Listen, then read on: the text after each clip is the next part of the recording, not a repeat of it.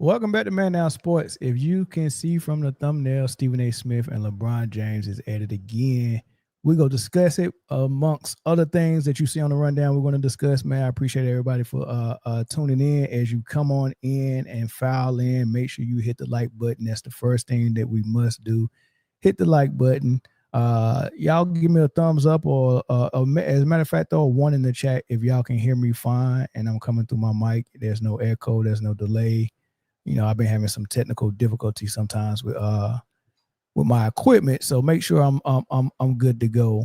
Let me know if y'all can hear me fine, but also let me know. Okay, good. I appreciate that, Lynetta and Dion. Appreciate you. Steven Jackson was good. Roland Curtis in the house. I got moderators in here. Cottage 81. What's up, big dog? I done seen you like 2 or 3 times on a couple of streams today, man. Shout out to you, big dog. Shout out to all my panel members, man, from Full Panel Friday, man. Britne with Sideline Speaks, Jay with Kingdom Come. Chris is about to start the Man Down football channel, so we can discuss NFL. So that'll kick off Sunday, man. Shout out to him. Shout out to Corey, Cowboy Spit. Shout out to Bree over there at No Bull Podcast. If you know Bull, you know ball. Shout out to Dominique over there, Sports T, man. Shout out to everybody. Shout out to Zoe. Shout out to Eric. Shout out to some other streamers, Dreamers Pro, Charles over there, man. My dude at the former podcast. What's up, brother? My brother Bruce. Shout out to everybody, man. Ticket TV, Carsino for Life, man. All of y'all, Sports and Fitness Rants, man. I appreciate all the content y'all been putting out there. I've been enjoying all of it. Uncommon Sense. Kwame Brown, the list goes on. The content's been good. But it's my turn tonight, man. So I appreciate y'all coming in here, man. Dion K, I think is this your first time, Dion? It's my first time seeing you.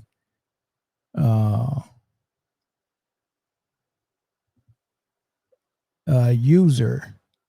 What's good, Mel, man? Your level headedness is very appreciated. I appreciate that, man. I appreciate y'all for even noticing. That I'm okay with what I do. Man, I appreciate y'all for noticing, man. But shout out to everybody, man. I can't wait to get into everything, man, because I think it's gonna be a good show tonight, man. I can't wait to get the call-ins for sure. Julius, what's up, man? Love the show. I appreciate it, man. Thanks. Amazing 15. Yeah, I need some new faces in here. I see. Unless it's y'all first time commenting, y'all been watching for a while, but I appreciate that. All right, man. What did we get started, y'all? All right. So Stephen A. Smith, I don't know what he's promoting. I do think that he's launching his new media company. So maybe that's why he's on his tour. I know he went on a tour like this when he was promoting his book, but now he's on a tour again. He's been on, I think he was on Dan Libertard, and I think he was on Gil's Arena as well. Where else did he go? He been making his rounds. So I don't know what he's promoting, but he's making his rounds, and he's got sound bites out there. And this particular sound bite, I wanted to bring to the surface because he's speaking about LeBron again. I don't know if this was like something that he wanted to speak about, but this is what Dan Libertard asked him about during the show.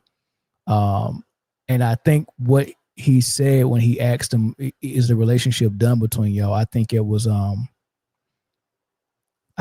noteworthy to bring up because how he mentioned that part of the problem is LeBron been trying to destroy him behind the scenes. And I just thought that was crazy, but I didn't think it was far-fetched because I think a lot of people already kind of knew that LeBron operates like that with Clutch Sports and how they do. Like, he put the fear of God in people. Now, on top of the fact that he's going to, make it beneficial if you actually support him in the public and in the media's eye. If you support LeBron and Clutch Sports, it's something in it good for you. But then if you go against the grain with them, then it can be some retaliation. And this is what Stephen A. Smith is talking about. And it's not the only person. Kendrick Perkins said that Clutch Sports ran up on him based on something he said about LeBron on First Take. he got run up on by Rich Paul. Rick Bucher said that they approached him, I think, via email, trying to coerce him into, pushing LeBron for MVP one of these seasons he's been with the Lakers, right? So it's a lot of people that are coming out and publicly saying, nah, Clutch Sports will approach you. Rich Paul will approach you about LeBron. I haven't heard it about no other Clutch Sports client, but definitely for LeBron, you will be approached if you say something that they don't like, if you say something they feel messes his legacy up or his reputation. So retaliation is I was about to say retaliation is a must, like Tupac, but it seemed like that's the motto at Clutch Sports. Retaliation is a must, right? And so Stephen A. Smith went as far as saying that he's tried to destroy him behind the scenes. So I'll play the whole thing for you. Your relationship with LeBron, there's no relationship at all with LeBron? Zero. That's unfortunate. Yeah, but it's life. So what? He do what he do. I do what I do. You understand? And I'm going to continue to cover sports. I'm going to continue to be fair and objective and professional. But in the end, I'm going to call it like I see it. And, like I said, I get mad when people go on social media and talk about he can't stop talking about LeBron, because the only time I ever mention him is when I'm asked. If nobody asks me about him, I won't talk about him. I don't like him. He doesn't like me. We don't like each other. It is what it is. And to me, what he did when he confronted me in the third quarter in the middle of the game, courtside, blaming me for something I did not do, and then tried to turn it into me being somebody that would go after somebody's family, and then coming on the Pat McAfee show thereafter just to insult me, that's a line you don't get to come back from. But it's not going to stop me. There's nothing I can really do about it, because I'm not going to be unprofessional. I'm not going to be unfair. I'm not going to refuse to acknowledge his greatness as the second greatest player in my eyes that I've ever seen in the history of basketball. Surefire first ballot future Hall of Famer, one of the greatest players we've ever seen in our lifetimes, who we will all miss in terms of his on-court play when he is gone. But there are things that I know as a man that he has tried to do to me. And the things that he has said and the things that he has done, we don't like each other. It's just that simple. And it's probably going to stay that way forever. And if it gets rectified because we have a conversation, I'm a grown man and I'm open to doing that. But I will never volunteer. I will never initiate. And as far as I'm concerned, if we never speak in life again, it won't bother me one bit. We do not like each other. But how did it get there, though? That wasn't always the case. Well, I just told you. Things are that I'm not going to get into details, but there are things that have gone on behind my back. And when people are systematically trying to do you harm, in terms of your reputation, your integrity, and all of this other stuff, it gets to a point where enough's enough, and as it pertains to his son, the one thing that I will say is go back and look at the facts. Him in high school, him in college, him being drafted, him landing with the Lakers, him being their opening night. I never said a negative word until he was put in the game in the first quarter against the Philadelphia 76ers and got scorched. That is the only time I've ever spoken a negative syllable about Bronny James, who I believe in and I believe has the potential to be not just a player, but a damn good NBA player someday. I've never said it. And so LeBron, adroitly went about the business of painting it as me being somebody that would go after his son and got other NBA players to think that way and stuff like that. And that's what he chose to do. All right. I know it's false. I know it's not fair. I don't appreciate it, but it's not going to stop me from living my life. He's got his family. I got mine. He's got his job. I got mine. And when he does great things, I'll be there to applaud it. And when he doesn't, I'll be there to chronicle that too. So the interesting things that he said, one, he just flat out said, I don't like him. He don't like me. We just don't like each other. We're never going to talk again. And I don't care if we ever talk again. It's just not going to happen. Right. So that's one of the key things. All right. Got that established. Y'all don't like each other. Got it. Boom.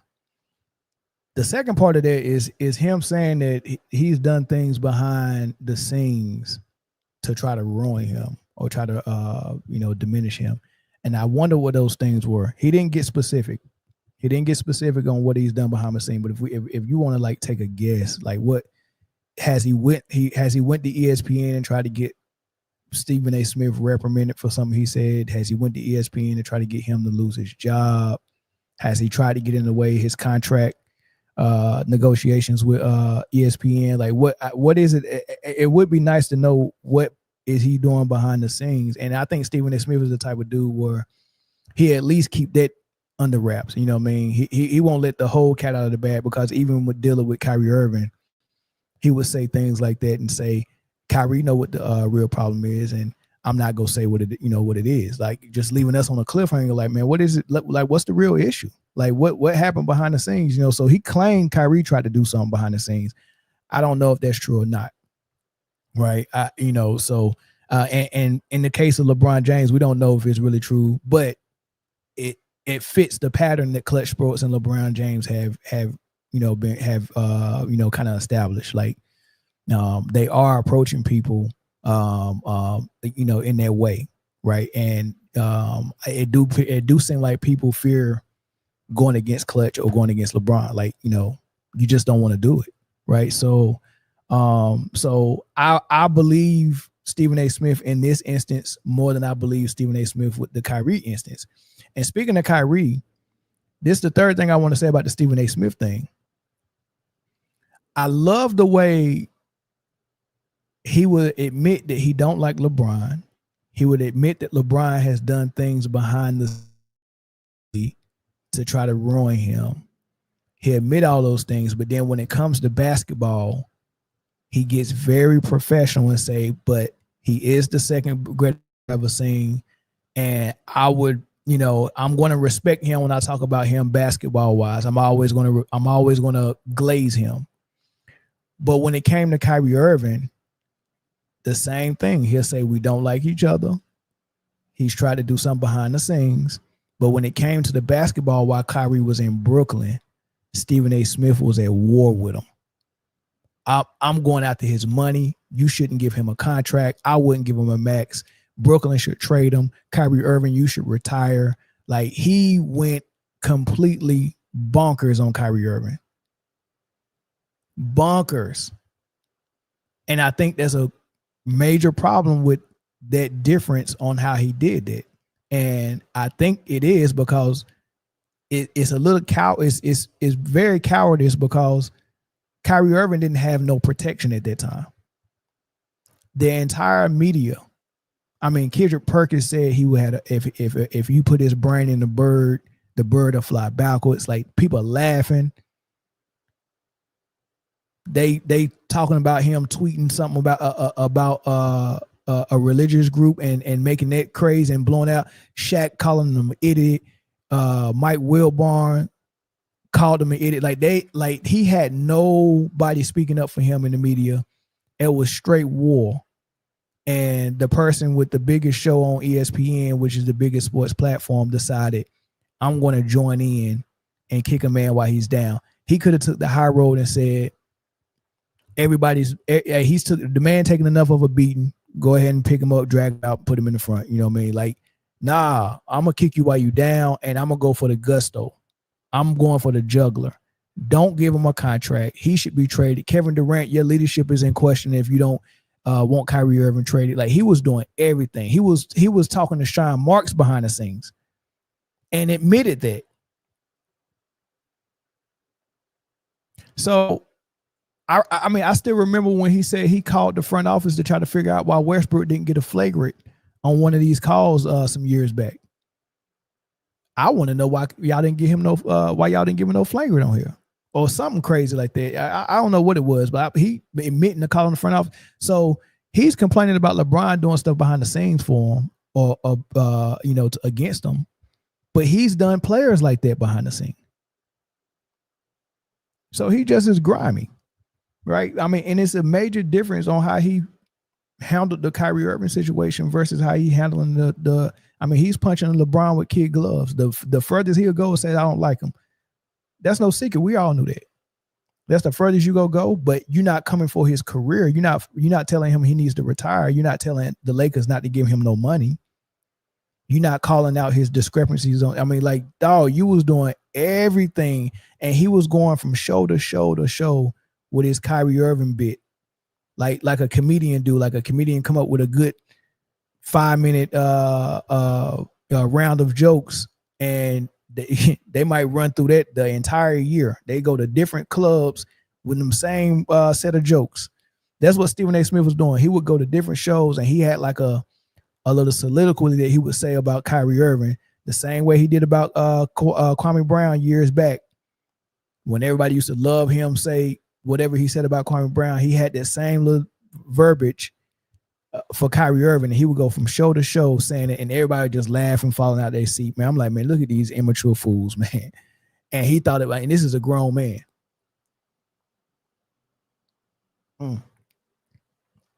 These tears are so delicious, but this is a freaking grown man carrying on like this, man. So, as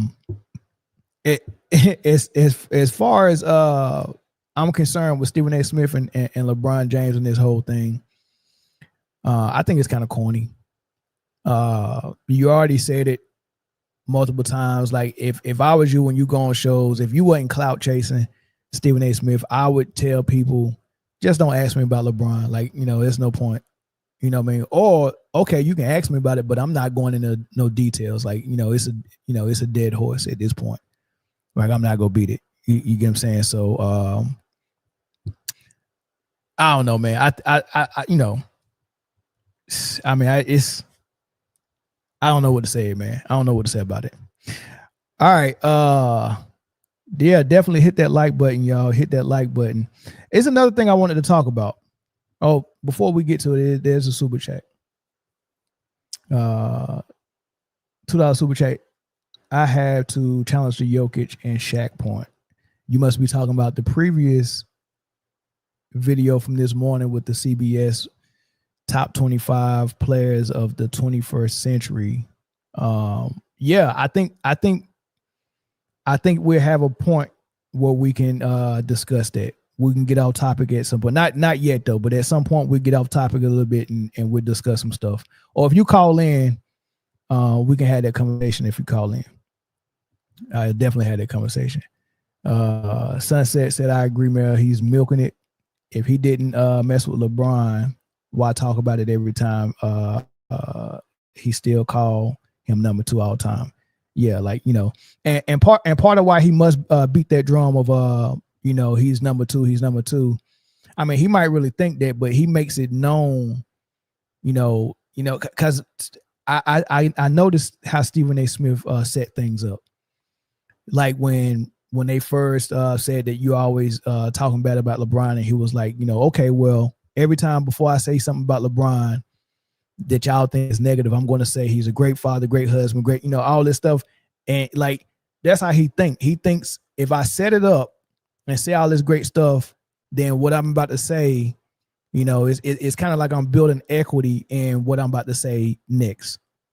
Right. So I think he needs that little real estate, or he needs that equity of I got LeBron number 2, because it makes him look very professional. If I admit that I don't like this dude, but I got him number 2 all the time, that's showing how professional and objective I am. So I can't move off that square. As long as I say I got him number 2 and I acknowledge all these other great things that he's about, then I can also say as much as I want about him on the negative side, because I've already built equity of I got him number 2. I'm not hating, right? And he think that makes him look professional. And I guess it does. But it's I don't know if it's organic. I think it's strategic. I think, yeah, I'm gonna say this good stuff about him just to build equity for whenever I need to say something else about him. I've already got that equity built, right? So I think that's part of it, right? But let's get into the Steph thing, right? Because there's articles out there, and here's Steph Curry again asking, begging, pleading for help. This all started when they begged KD to come out there and save him, and it seems like he's doing it again. Like last year, he begged for more help, and he didn't have help, and they went and got Jimmy Butler. Now they can't sign Kuminga because they gave Jimmy Butler the money they should have gave Kuminga. So if Jimmy Butler was the answer to all your prayers last season at the deadline, and y'all was so excited about him, y'all think y'all can make a title run, and then you gave him this extension, the extension you should have gave the much younger Kuminga, then how come you need more help again? Right? And that help is coming in the form of none other than LeBron James. Right? So according to CBS Sports, the Warriors have been in contact with the Lakers multiple times in the last 18 months asking about LeBron James.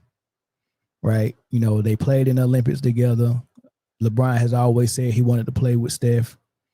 You know, I think Steph would welcome it. I know Draymond would welcome it. I mean, you know, daddy's home if LeBron comes to Golden State. But they got Butler, but they need more now. They need LeBron now. And here it is, Steph again. This is y'all green-eyed bandit that y'all claim is just so perfect and do no wrong. But here he is. And once he beg and get this, if LeBron gets to the Warriors, I really want to hear what people go say. Are they gonna be honest? Are they gonna be honest about this pattern of man, I need help. LeBron and Steph is just help all the time. Help all the time, right? Let's get into the article. I go ahead and go to the middle of the article, what the quotation is at, right? This is it says, as long as LeBron James' future in Los Angeles remains uncertain, Golden State will undoubtedly be mentioned as a potential James suitor. I'm told that the Warriors have called the Lakers on multiple occasions over the last 18 months to see whether there is any trade pathway in pairing James with Steph Curry, who roughly a year ago at this time was teaming up with LeBron for the United States senior men's national team on its run to gold medal in the Paris Olympics, right? I would imagine that some type of sign and trade would be included, and they would probably be sending Kuminga over to LA package deal for LeBron. I can imagine this would include Kuminga. But here we are. Steph Curry begging for LeBron James' help. Right, or the Warriors, but if the Warriors is begging for LeBron, then you know it's Steph. You know they got to clear that with Steph, right? They're not just gonna bring him over here for no reason, right? So let's take a trip down memory lane for people who think that this ain't Steph's MO, right? This is not Steph's MO, right? Let me play something for you. As a matter of fact, let me just remind you of what Draymond Green said. Draymond Green said, if Kevin Durant would not have joined the Warriors, he don't know if they win another ring. And he said this is why. He said that what happened in that 73-9 season, they was running through the league. People couldn't figure out, how to stop what they was doing. Sometime in the playoffs, teams figured Steph out. A couple of things they figured out about the Warriors. If you stop Steph, you stop everything almost, right? And how do you stop Steph? They realize if you get very physical with them, you can shut stuff down, especially in the playoffs, right? So and Draymond said that he don't think Steph realized, he was almost like the last dragon before he realized he had to glow. So he was like, Steph didn't quite realize who he was at that time. So him going against how they was defending him and how the rest was allowing the physicality, it shut the Warriors down, right? This is evident. They won 73 games in the regular season, only lost 9. They get in the playoffs. They're not playing 82 games. It's way less games, and they lost 9 in the playoffs. They probably about the same amount of games they lost in the regular season, they lost in the playoffs. They was down 3-1 to OKC. And then they lost 4-3 and choked the 3-1 lead in the finals to the Cavs, right? So they going 7 games. They lost 4 games to the Cavs. They lost 3 games to OKC. That's already 7 games, and that's only the final round. And did they beat OKC in the second round of the conference finals? I can't remember. That's only 2 rounds. They already lost 2 games. 7 games, right? So the magic they had in the regular season, they didn't have that same magic in the playoffs. They just didn't. They was losing way more games than expected, right? Just to compare that to a team that's really battle tested and who really was about that. If you look at the Shaq and Kobe Lakers, they went undefeated all the way to the finals. They lost one game to Allen Iverson and the 76ers, and then they swept the rest of it. They lost one game the entire playoffs. That's domination. And if it wasn't for Iverson going Super Saiyan, they would have swept every. Imagine that history they would have made. They swept everyone. They swept everyone. That's domination. But the 73-9 team lost about 9 games in the playoffs. Man, heavens no, right? So Draymond Green was honest about that. He was like, yeah, and they figured Steph out. And when the Cavs figured, and LeBron James said the same thing. He said when they was down 3-1, when they won that game 5, and they went to 3-2, LeBron went in the locker room. I think Iman Shumpert told his story. Said LeBron said, "Oh, I figured I got him now. It's over. They not winning another. It's over." And he was right. He was right. Came back from a 3-1 lead. They choked it. Man, they threw all types of defense on Steph, and he wasn't ready for it. Right? We got to be honest about that. Right? Let's call a spade a spade. Well, I remember I did a show on, and I don't know if y'all remember this, but Draymond Green interviewed Isaiah Thomas, and Isaiah Thomas was like, the last thing he said before they ended the show, he said, "I just want to say this. I just want to remind you of one thing." And this is what he told Draymond. And I hope this don't upset you, but because I'm giving y'all a compliment. Before Kevin Durant arrived in Golden State, y'all were on the verge of and being remembered as the team that went 73-9 and lost to a Cleveland Cavalier team in the finals 3-1. You up 3-1, and probably one of the biggest collapse in NBA Finals history from a 73-9 historical team. Kevin Durant comes that summer and really saves y'all basketball legacy. And you win 2 championships after that. And now you're the Golden State Warriors dynasty that you're going to go into the Hall of Fame on and everything else. It is cemented, because if Durant don't come that summer and you guys are remembered as the 73-9 team that lost 3-1 in the NBA Finals, all of your legacies are different. So all of you with Kevin Durant, y'all are, right? And that was a powerful moment in sport that he should be rewarded for, but also your team should be rewarded for accepting a juggernaut like that and being able to incorporate it. And what y'all did was beautiful, man. It was beautiful. So I hope that didn't hurt you in any way, but I did want to acknowledge him and y'all for that beautiful moment. So no lies detected. He ain't told no lies, right? I need a cup like this for Steph fans as well, because those tears are delicious as well. No lies detected, right? They win a championship, and I'm explaining mentally how this probably went. They win a championship. They beat the Cavs. And listen, winning a championship, that's something that Jokic has done. Like when you have a season, when you have a great run, and you get there and you get it done, right? There's a couple of ways they can go depending on your team construction. Like we've seen Dirk have an amazing run, get to the finals against D Wade and Shaq, they lose. It took Dirk years to get back. And when he finally got back, he finally got one. So he got his one. Charles Barkley took Phoenix one great year, his best time, he was in shape, won MVP that season. Phenomenal year, get to the finals, they lose against Jordan and the Bulls. Barkley never get back to the finals. Let's go with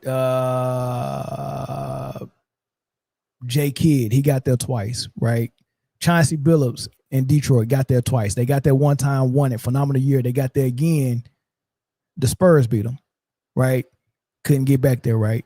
You know, so it's the window closes very quick, right? More recent.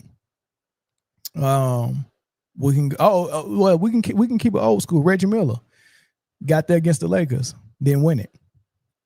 I don't know if he ever got back there again. Jokic got there once, won it, hasn't got back there yet. Giannis got there once, won it, hasn't got back there yet. CP3, Devin Booker got there once, won it, haven't got back there yet. OKC, led by KD, when they got there and lost to the Heat, got there, lost, couldn't get back there. KD left. Right, so making it there and losing, or making it there and winning, right? Sometimes that's your window and that's it. When that window closes, it's closed because things start moving fast. Because if you don't get back there and then everybody's contract is coming up and we got to make decisions, it's very easy to make a decision to give people money when you're fresh off a championship. But when you lost one, all right, bye Harrison Barnes. You didn't help us win it. We ain't re-signing you. You got to go. We got to switch something up. Right. And if KD doesn't come back to Golden State and join them and they don't get back, then the next contract that was up was going to be Draymond's and Clay's. All right, what decision are we making now? Draymond, Clay, and Steph ain't working. We didn't get back to the finals. So what we doing about these contracts? Well, one of them got to go because we got to keep Steph. You get what I'm saying? So that window closed real quick. Same thing, we see in Denver, right? They won it. They couldn't get back there. We got to make a decision because this team that we got together ain't doing it. All right, bye, Michael Porter Jr., we got to let you go. You get what I'm saying? That's how quick it moves, right? So basically what Draymond and Isaiah Thomas is saying is that what Kevin Durant did was he showed up and it was able to help that potential dynasty continue. Because if KD doesn't show up, I don't even think the Golden State Warriors had the confidence that they was going to be able to get back to the finals because they barely got past OKC Thunder. They had to come back from 3-1. If KD stays in OKC and we say, hey, when we just go come back stronger, right? How are they confident they'll get past OKC after everyone has figured out how to guard Steph and take Steph away and neutralize the entire squad? Right? KD could have stayed at OKC. They could have added a free agent instead of KD leaving and making the Warriors that much tougher. Right? So they might not get past OKC. Don't forget Kawhi Leonard and the Spurs was rising. Kawhi Leonard and the Spurs, what they put together, they almost beat the Warriors with KD. So imagine if KD don't go to Golden State and he stays in OKC Thunder and they got to play Golden State in the playoffs. Kawhi Leonard had their number with KD. He got hurt on Zaja Pachulia's foot and messed his ankle up, and that gave them life. Other than that, KD might have not even got them to the finals. So you got San Antonio with Kawhi, you got OKC with Westbrook and KD, and then CP3 went over there and joined the Rockets with Harden, and then that was crazy. I think the Rockets, at least one or two of those years, he got the MVP, had the number one record in the West, probably the number one record in the league. So that was a threat, and they almost beat the Golden State Warriors with KD if CP3 didn't tear his hamstring off the bone. So the Rockets, the Thunder, and the Spurs in the West are a major threat to the Warriors getting back to the finals. And then if they did get by those guys, if they did get by them and they got to face a healthy Cavs squad, they just choked up a 3-1 lead to them with LeBron, and LeBron figured them out. Was like, oh nah, we ain't losing them no more. Right? So their confidence wasn't. They were shot. They were gone mentally. They were shot. They were shot. Right. Kevin Durant rejoining them or joining them gave them life and made it. I mean, shoot, man, we got this this big 7 foot over here. Y'all think y'all can stop Steph now? All right, do what y'all go do to Steph. Guess what we gonna do? Give it the ball to Kevin. And what you gonna do now? Because you're not gonna double off of Steph. You're not gonna double off of Clay. What you gonna do? And if you leave KD wide, well, not wide open, but 1-on-1, it's a bucket. Especially at that time, it was a bucket. So,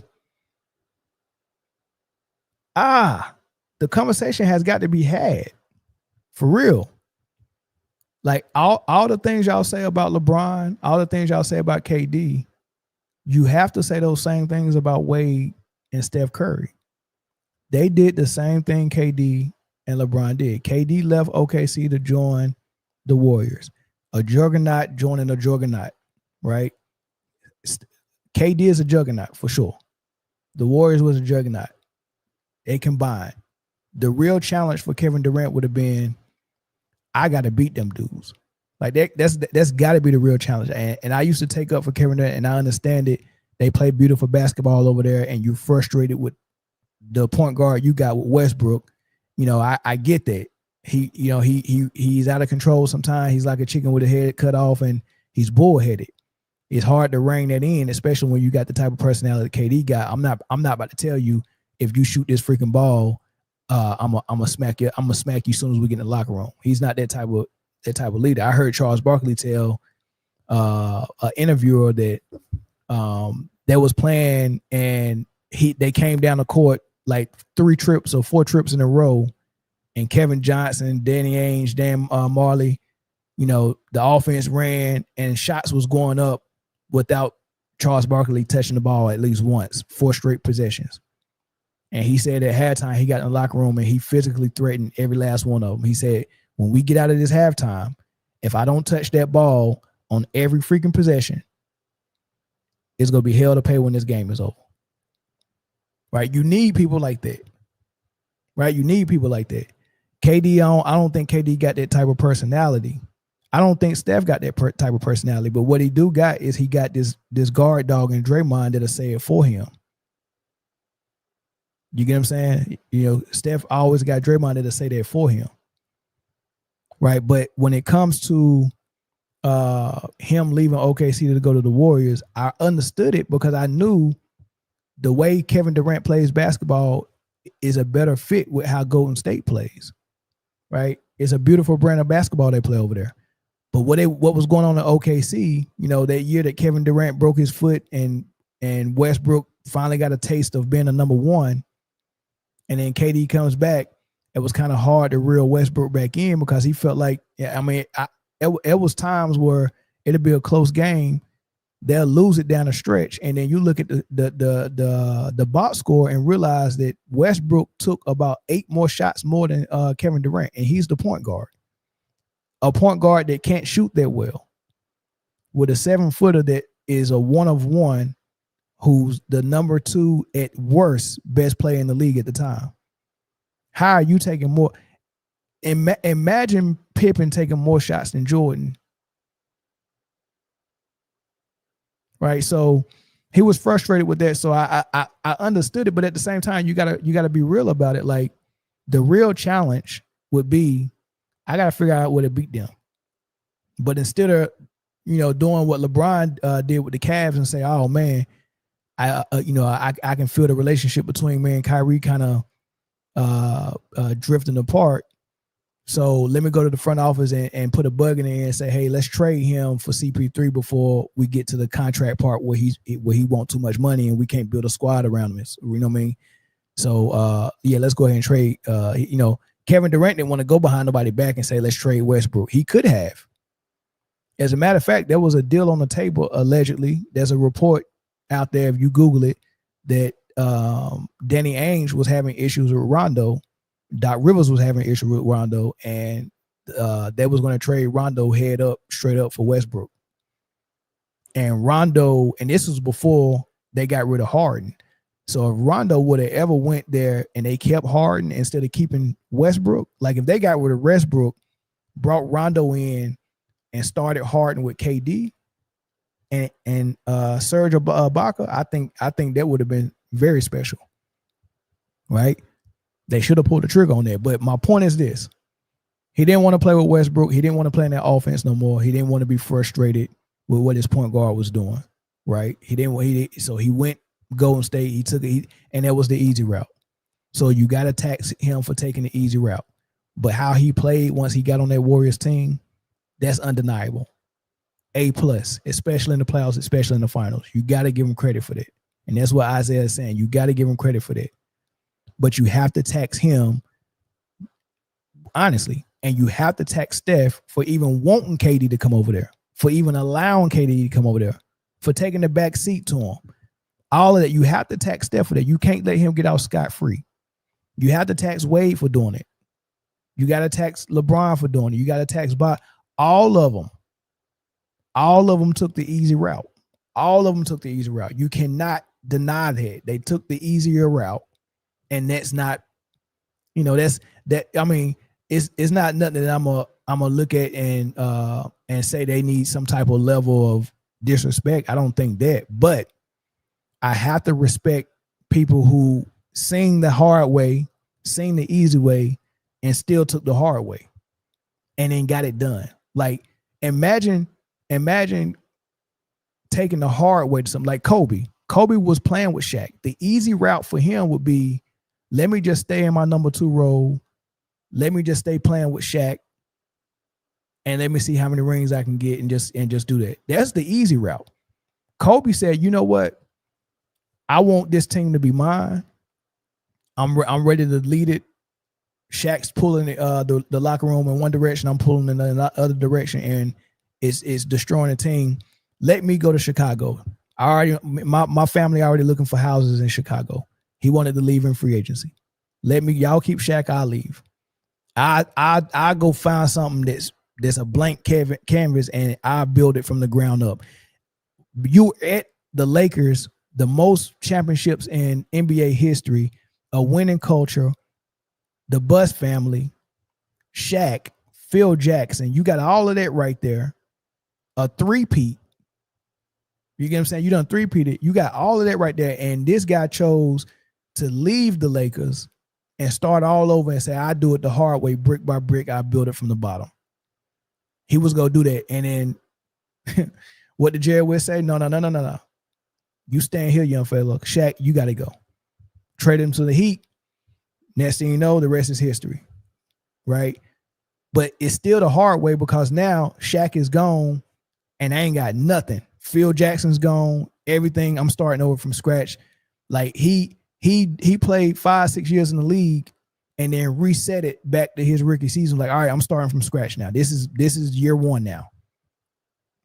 Right? Because what's supposed to happen is year 1, 2, 3, everything's supposed to build up, and then boom, you get to your prime, and then your team is built around you conveniently, and then you can see how many you can ring off as far as championships. Nah, he did that and then said, let me start over and build it back up. That's the hard route. You got to respect that more, or saying I'm gonna do it the hard way, versus someone saying, man, I tried to do it the hard way. I tried to stay in Cleveland. I tried to stay in OKC. They both, KD and LeBron, both got to the finals once with OKC and Cleveland. LeBron lost. KD lost. What they did after the loss, they gave it 2 more tries. LeBron stayed. He lost. He gave it another try. The next year he lost to Boston, and then the next year he lost to Dwight Howard in Orlando. And then after that, he was like, man, bump that. I can't get it done here in Cleveland. I can't do it the hard way. I'm doing it the easy way. I'm going to Miami up under somebody who already won before and Pat Riley, and with a player who won before in D-Wade. And oh, by the way, I'm bringing Bosh with me. That's the super easy way. Kevin Durant did the same exact thing. He got to the finals. They lost, came back. They got rid of Harden. He tried it again, had an injury, Came back the next year, Westbrook had an injury. Then that next year, they choked the 3-1 lead to the Warriors, and then boom, he's gone. He was like, I can't do it the hard way. I'm gonna try it the easy way. That's the honest to God truth. That's the thought process. That's what they did. The super easy way out, right? So you got to respect the people who said, nah, I take the hard road. And the crazy thing about it is taking the easy route got KD 2 rings. Taking the easy route got LeBron 2 rings with Miami. Taking the hard way got Kobe the same 2 rings. And then, of course, LeBron went and won one in Cleveland, but that was another easy route because the writing was on the wall in Miami. 3 max players, but D Wade was one of the max players with bad knees, draining his knees before and after every game and stuff like that. And LeBron looking in the locker room like, dang, that's my number 2. Nah, dog, I need somebody younger. Kyrie Irving over there in Cleveland looking good. I'm gonna go back out there and bring Kevin Love with me and just do this all over again. It's like if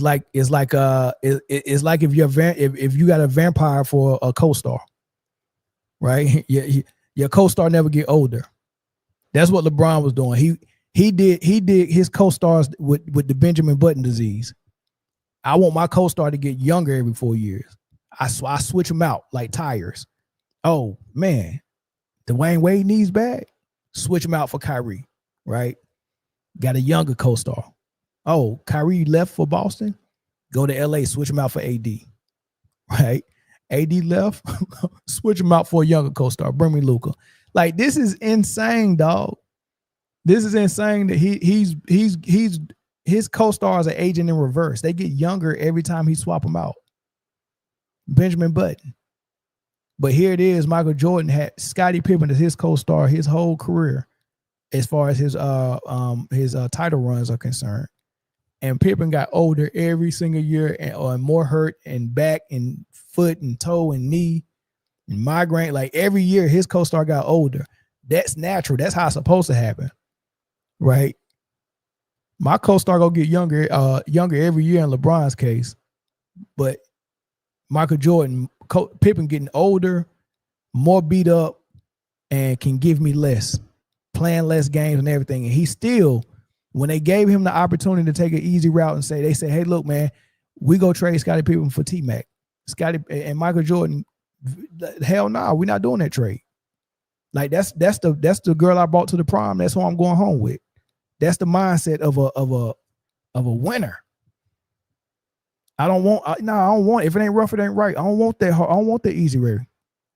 Don't give me that, man. Don't give me that. So let's do this. Let's open the phone lines up, y'all. And I open the phone lines up, and then I get into some of these comments that I've been missing out on.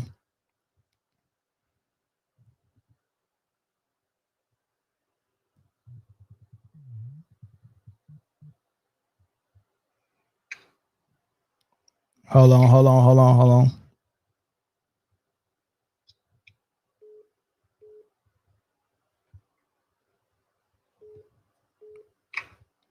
I didn't even have my Bluetooth set up. Give me 1 second.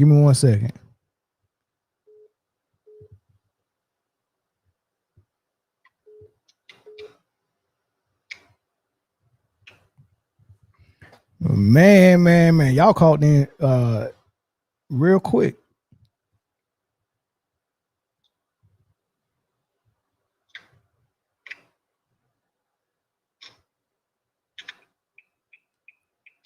Now I apologize for that. I thought it was set up. It wasn't set up, so I apologize for that.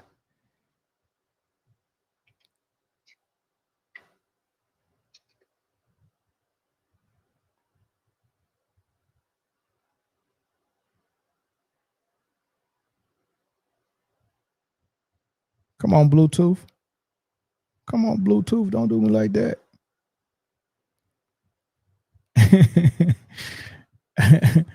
What fact finder say? Get on mail for the foolishness. What foolishness? What am I being foolish about? Somebody let me know. Because I don't think I'm being foolish. I think I'm spitting facts, man. Like what I said it wasn't true. What I said it wasn't true. Fancy, yeah, you can call in, Fancy. I should call in and go Young Disciple on me.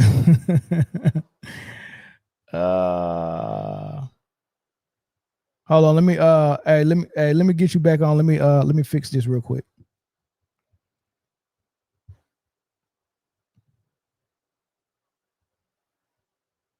Dang. I'm shooting bad right now. All right, let's see these comments real quick. Giving Steph the same energy you kicked the Hornets' nest. Yeah, nobody wants Steph to get critiqued, y'all. I noticed that. Like, you know, I get comments from some people to be like, man, hey, look, man, I like everything you say about everybody else. But you know, I think the Steph hate is going too far. If saying that Steph is not better than Kobe, and saying that Steph is not better than Magic, and saying that Steph is not better than KD, if that's hate, I'm sorry. Like what have I ever said about Steph that sound like hate? Like I've never said anything about Steph that sound like hate. Steph is a baller, man. I got him. You know what I mean? Like I got him in the top 5 for point guards all time. Magic, Isaiah at 2, and then the debate for number 3 starts with Steph and Oscar. So, like, man, where's the hate? What does hate mean? I think for people in the basketball community, I think what hate means to them, hate means if you don't believe the mainstream ideology or the mainstream mythology about a player, then you're hating. So if there's a consensus, or if there's enough people or the pundits and talking heads on ESPN and all the big platforms, mainstream media, if mainstream media and all the journalists agree to one thing about a player, if you disagree with it, then it's called hate by the fans. So here the mainstream media talking heads, the fans are in the middle, and then here's a random person like me that disagree with what they're saying over here. The fans in the middle say, oh, that's hate because you disagree. If the mainstream media say that Steph is better than Kobe and you don't believe it, then you're hating on Steph. If the mainstream media say that Steph is better than KD and you don't believe it, you disagree, then you're hating on Steph. That's not hate. That's me having my own opinion, and I'm telling you why I think that. Like I've never just came out here and said anything foolish. I've explained exactly why I think that. Right? And the issue is that y'all don't want to hear any type of hard truth about Steph. Like, yes, he teamed up with KD. The same thing that they call a weak move for KD, that's the same move that Steph agreed to do. So how is one person being called weak for doing it, but the other one is not? How is everybody jumping down LeBron's jumping on his case, but not saying anything about Wade and Bosh? The same move that LeBron did, Wade and Bosh did and agreed to. So you just can't blame one party. You don't walk in on you don't walk in on two people stealing a national monument and blame one person. Right? You don't pull a bank robber to the side. It's two people in a car, but you just blame the person that's driving because it's his car. Or you don't blame the person because it's a car. That's basically what everybody say. They say that, oh, it was Steph's team, so you don't blame Steph. KD the one who left. Or if you walk in on two people that ain't supposed to be together, being together, and you walk in on it like, okay, that's not your man and that's not your woman. You know what I mean? Both of y'all wrong, but since you are at your house and you came to her house, then we can just go blame you for you coming over here. No, they both are at fault. Either you invited me to the house and I obliged, not me, but someone else, or I gave you the idea for me to come over there and knocked on the door and you let me in, and then we both did the do. You just can't you just can't dissolve Steph Curry of all fault because it was his team. They don't make no sense to me. Like somebody make that make sense. Oh yeah, now she's not cheating because it's her house, but he's cheating because he came over here.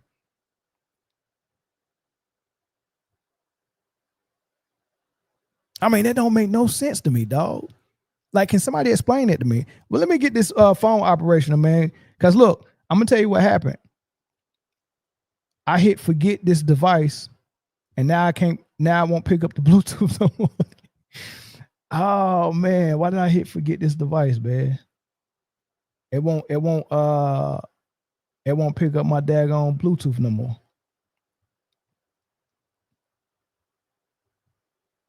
Come on, dog.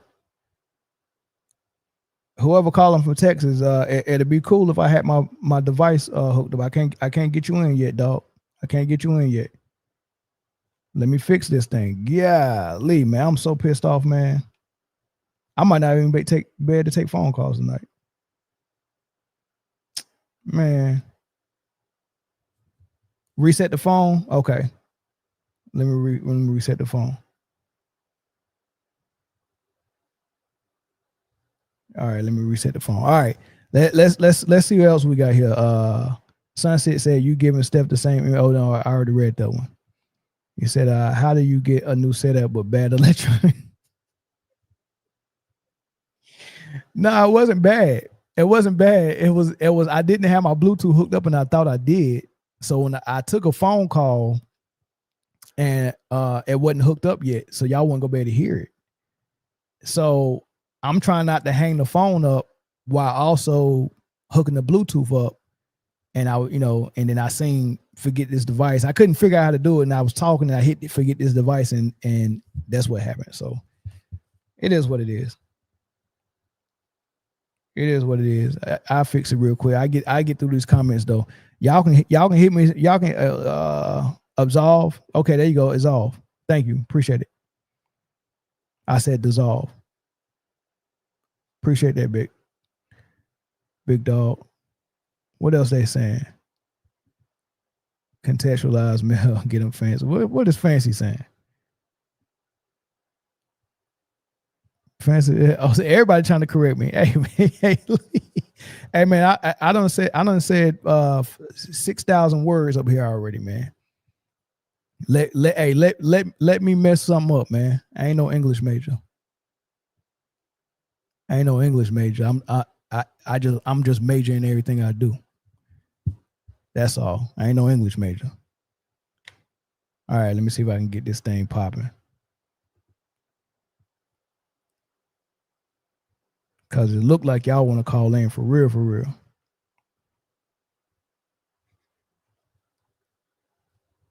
Fancy says she got a whole lot to say about Steph.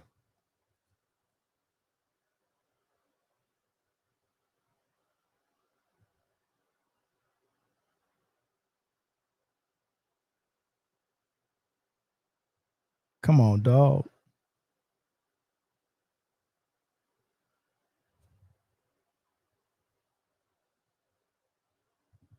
Yeah, it ain't gonna work. MJ had a super team. He played with Scotty and Dennis and Wilt Chamberlain. Oh man. Stop calling, Houston. I don't have it set up yet. Oh man, MJ had a super team. I wish we was talking about super MJ right now. I wish we could talk about MJ right now in this super team thing, but that's not the topic though. That's definitely not the topic. And how the heck?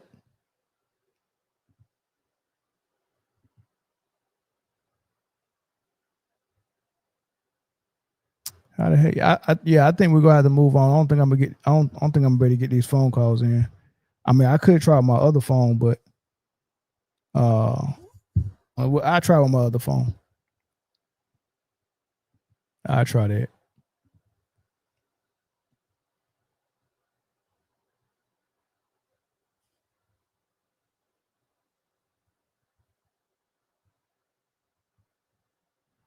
This phone don't seem to act right. So if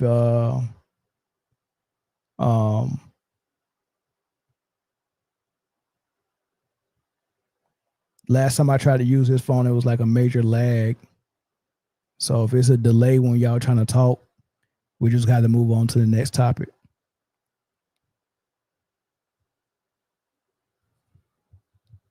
Don't call in yet. Wait till I say it's ready. Let me get to some more of these comments. George, the True Hurts with the $1 super chat. I appreciate it, man. my phone is a Steph stain.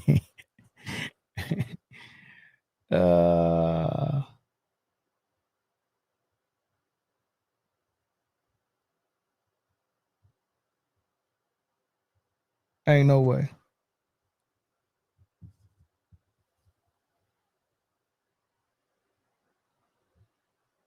Oh, okay. I see what was up.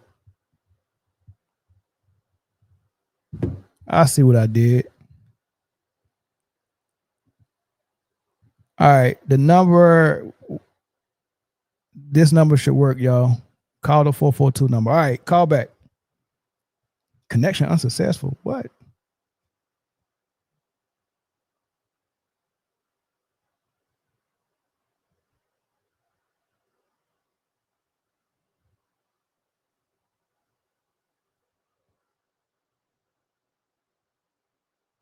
All right. I'm moving on, y'all. All right. I can't deal with that. I'll fix that later. I can't deal with that, man.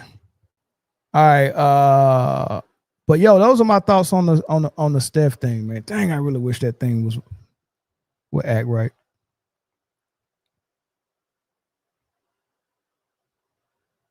Man, that's insane work, dog.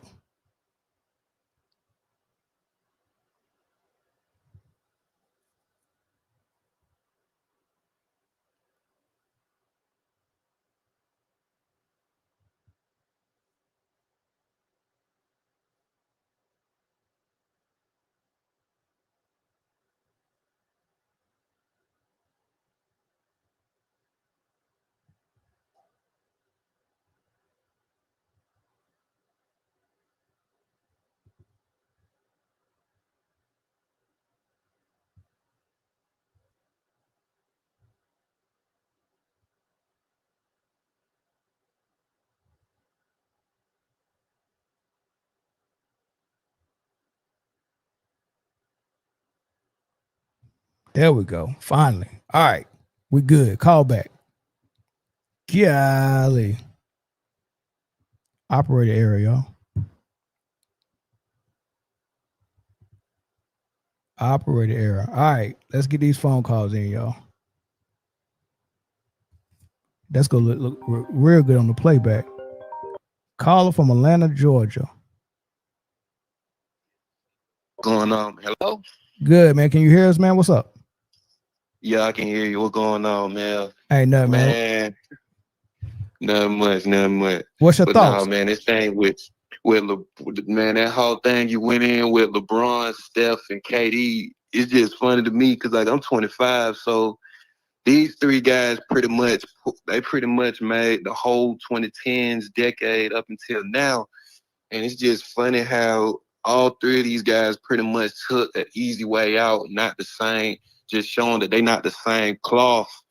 And, you know, Dominique Wilkins said in the past, man, the last of the Mohicans was really Kobe Bryant. Correct. And it really shows you, man, because like with LeBron James, man, you can't tell me you were back-to-back MVP. You getting 60 win teams. You run to another city. You promise 8 rings. You end up going 2-2. And then you want me to call you the greatest to play the sport. I just can't do it. No. But see, I'm 25, so I know 25 guys who will call him the GOAT. I'm just not one of them.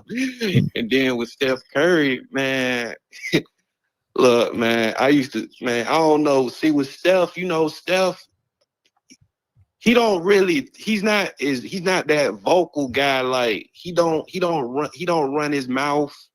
You know, he keep things pretty, what you want to call that, politically correct. So he's the baby face. So, you know, they're not really going to go in on him the way they should and critique him Because, I mean, shoot, Kevin Durant caught a lot of flack, man. And I was one of them, shoot. I thought that move was really weak.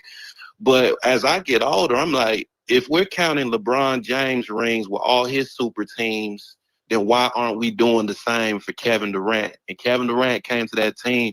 He might have not been the emotional leader that everyone – he might not be the emotional – like he doesn't have that type of leadership. But as far as the best player on the court, there was no questions about it.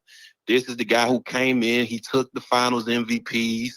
He served LeBron on the court. He did that. So, yep.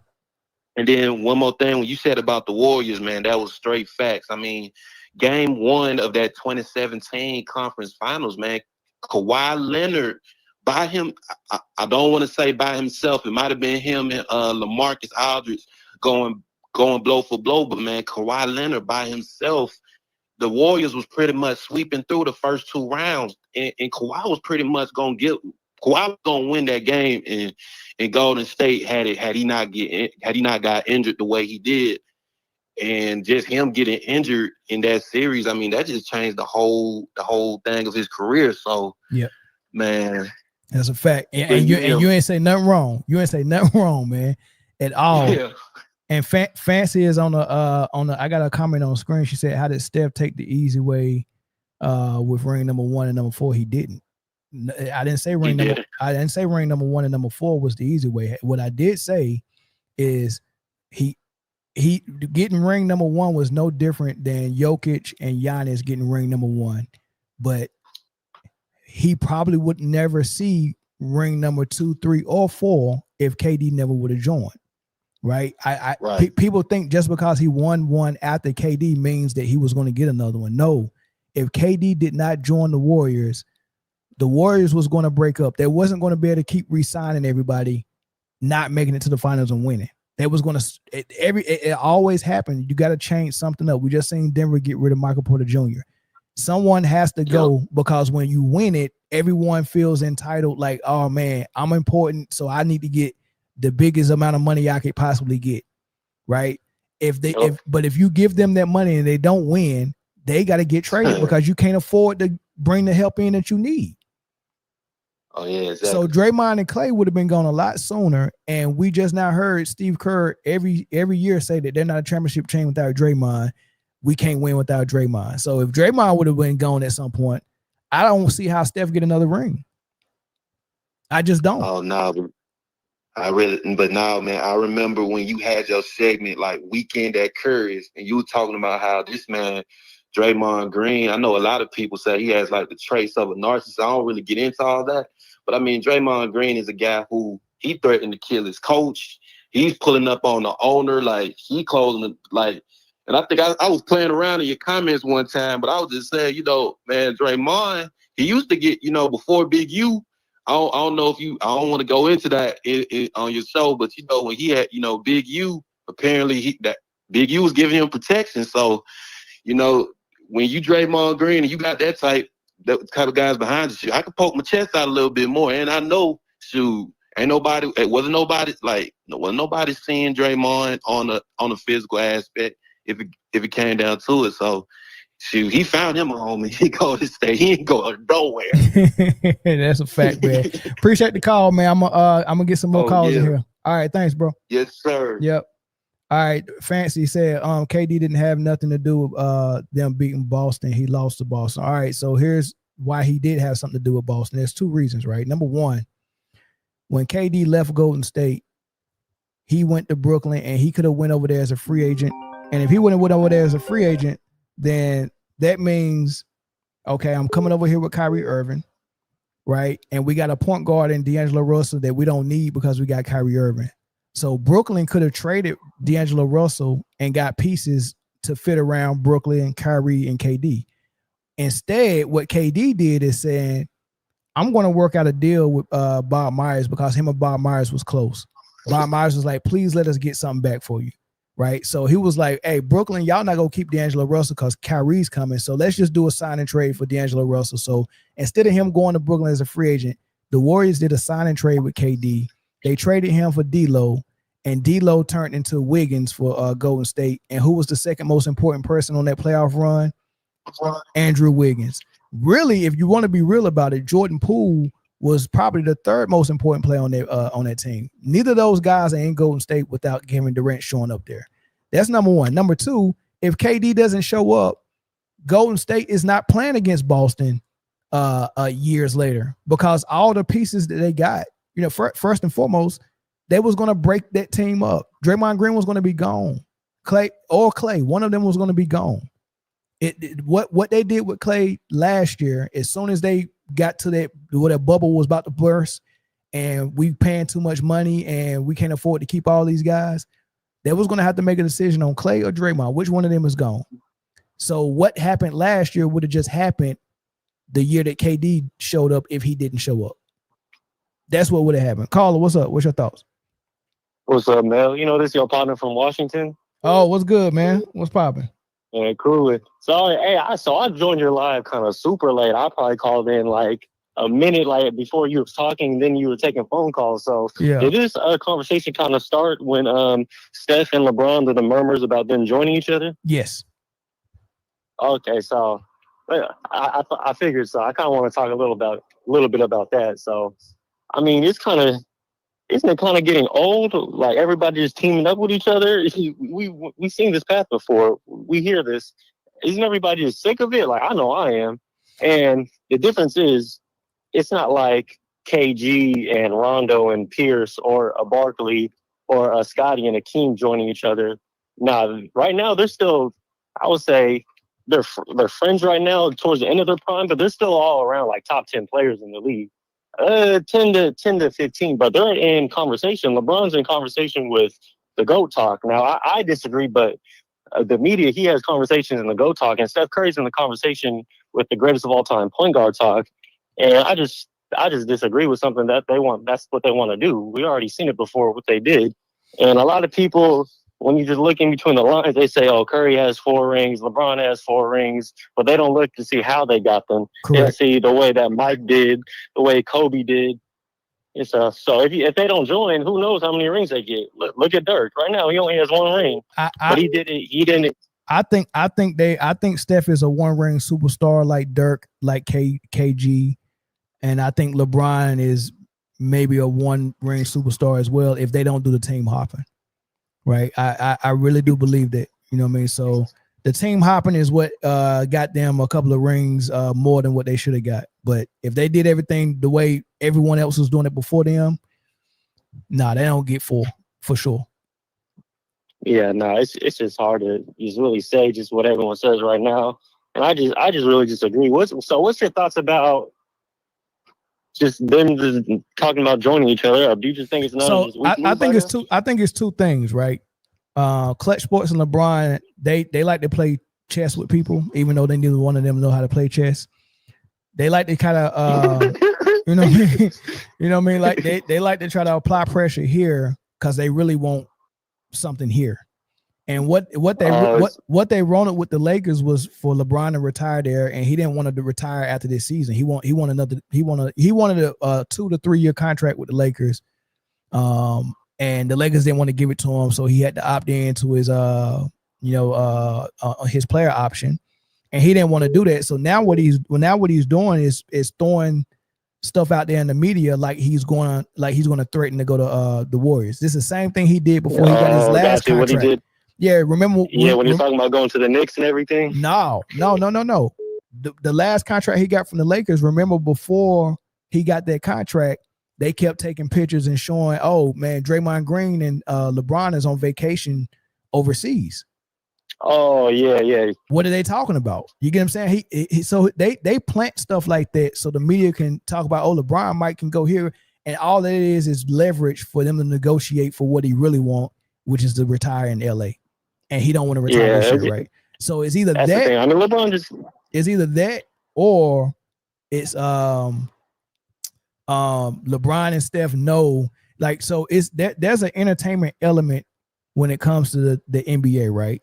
You know, right. And if your team is generating clicks, revenue, ticket sales, you know, all of that stuff, man, they get like every little inch that you can get in sports counts, right? Any advantage you can get. Yeah. So if you're a marketed team and the league wants to put you in the forefront, there's a little edge you get when it comes to officiating, right? It's almost like if Vince McMahon decide I'm going to write it in that Rock wins the ring this year, because when you look at the analytics, the Rock is the most popular wrestling in WWE. It would be beneficial if he he fights for the title, right? So they got to write that in the script. So LeBron knows that. That's why he broke down his bubble ring championship team to go and get Westbrook, because Brooklyn was building a super team with Harden, KD, and Kyrie. So he didn't want to lose the headlines during the summer. So they made a splash. Let's get Westbrook. But now I'm the talk of the town. LeBron always wants to be the talk of the town. Clutch Sports always wants to be the talk of the town. And that's what he brings to the table. And a lot of times they help, because the referees will help you if you part of the script. They'll help you. And that's why the Warriors won so many games after Jimmy Butler showed up last year. And when Luka showed up with the Lakers went on the run. Like, these teams went on the run, and then the truth came out in the playoffs. That was trash as hell. So how they win all them games down the stretch? They got you said, hey, they got help. Refs, like you were saying. They got help. And that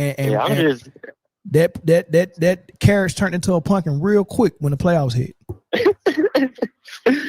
Yeah, no, it's just, for me, it's just, I just don't like seeing this. LeBron joining Steph, that's just something that I just never want to see. Just all these other all-stars or future Hall of Famers just trying to just join each other.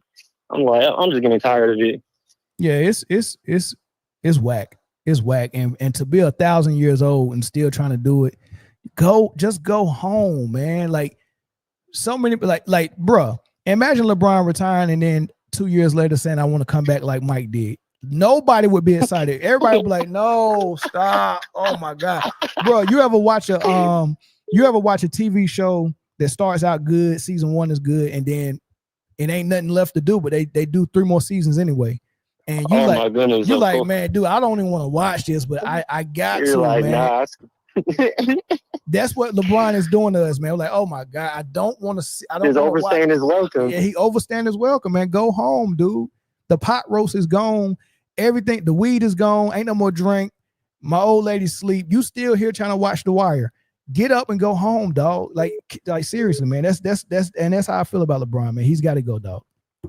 I'm kind of like in the same way. Like, there's nothing else. We seen it all, LeBron. No matter how many rings or anything you try to get, like, we seen it. We know your game. We know your resume. We know how you play. We know what you could do, couldn't do. It's just time to go. Yeah. But yeah, I appreciate it. Let me get one more call in, man. Thanks, bro.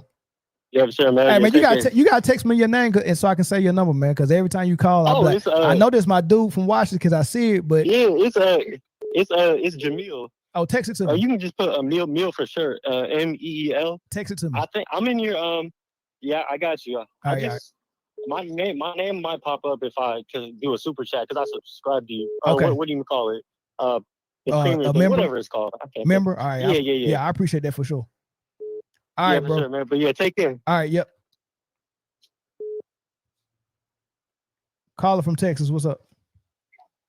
Man, what's good, man? What's good? Man, you make some great ass points when you break down shit and just give a logical, really like in the middle type of space. I know sometimes you got your favorites in, but a lot of the time you just really break it down, just on some like, hey, this is a rock, this is a fish, let's talk about it. So I can respect that. But listen, man, like, now I ain't gonna lie, bro, like Shaq was dominant from my perspective. Like, dude, just, whether he was Orlando, Lakers, dude, just, freak out there, just strong, out bullying people.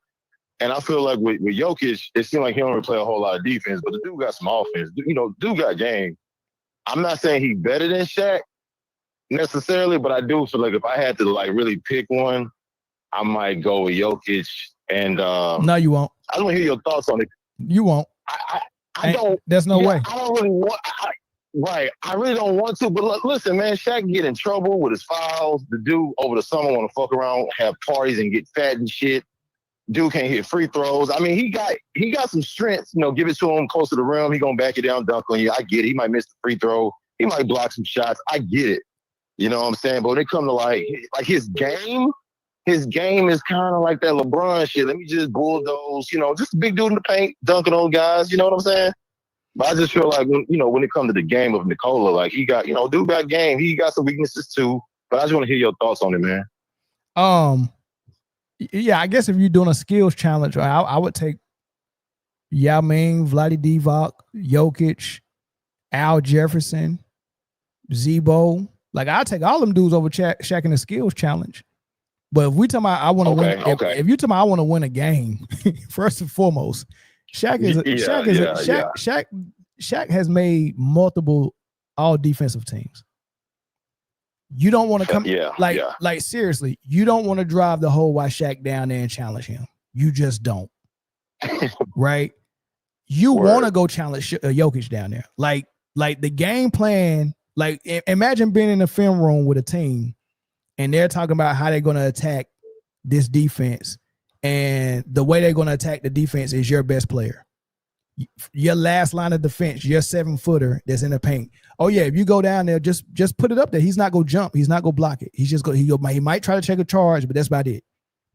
Right? He ain't blocking. He ain't blocking that. So on the defensive end, that already separates Shaq, because Shaq go give me 30 on the offensive end.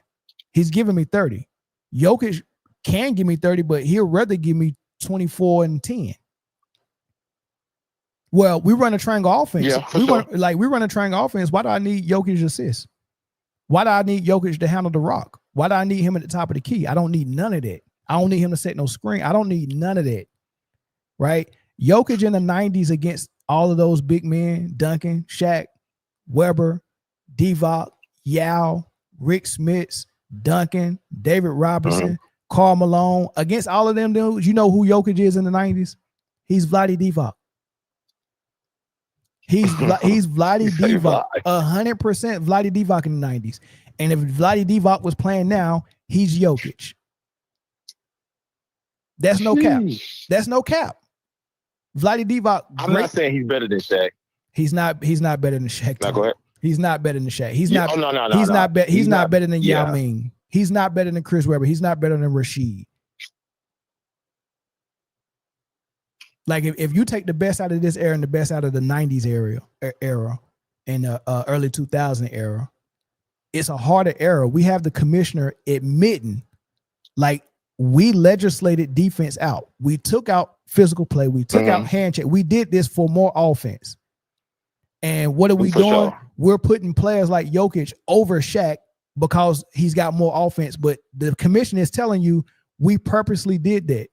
Like, we purposely took defense out of the game for more offense for entertainment purposes. And now we're using stats to say a guy is better than Shaq. Facts. Like it's not real. Yeah. It's not real. Not real shit. Real stuff.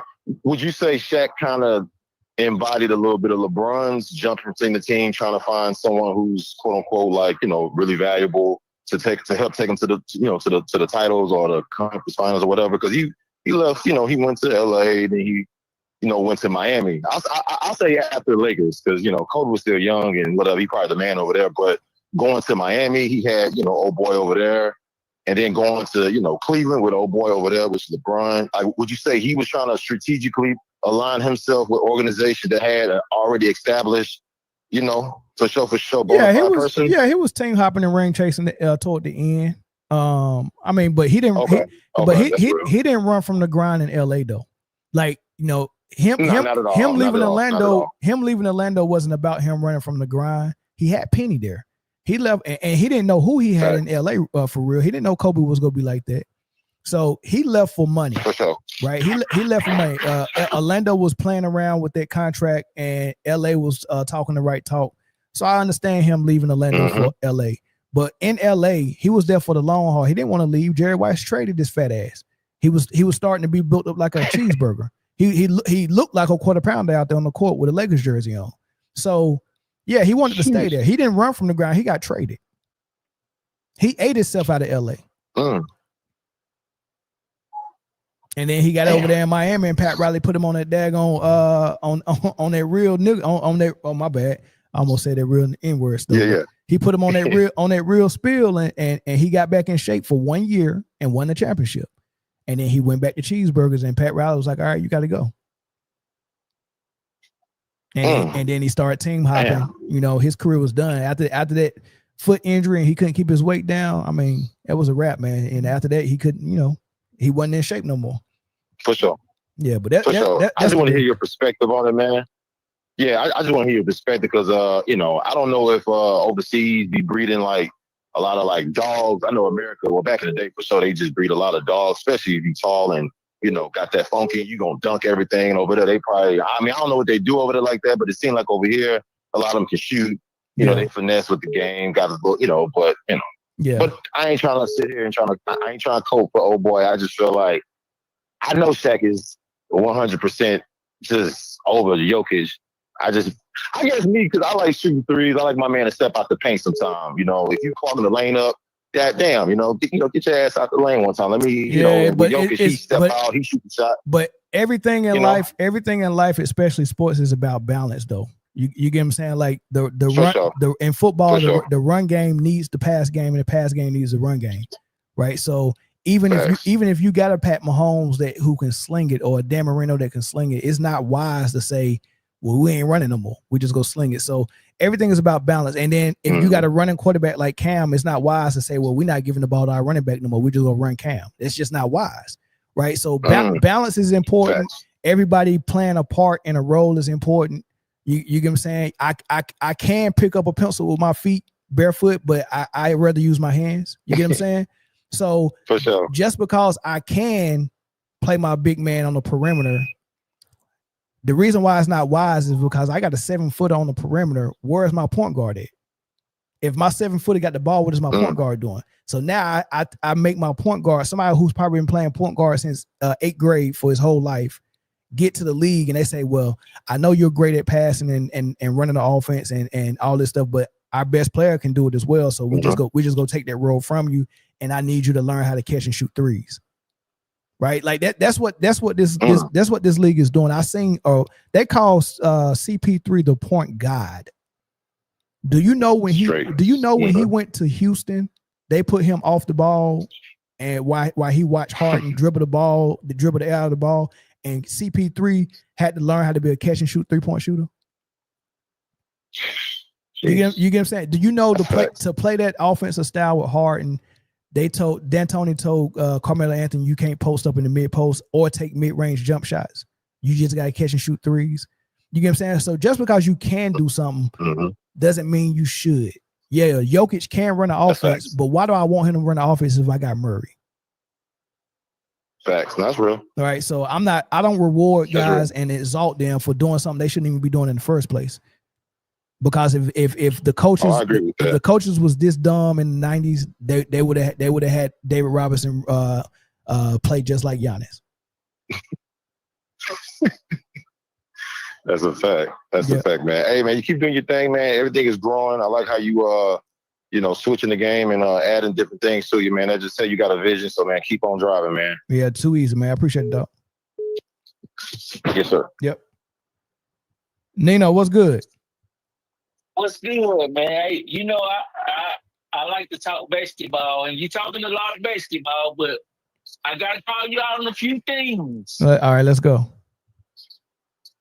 See, the thing that on the Jokic part, I agree with that.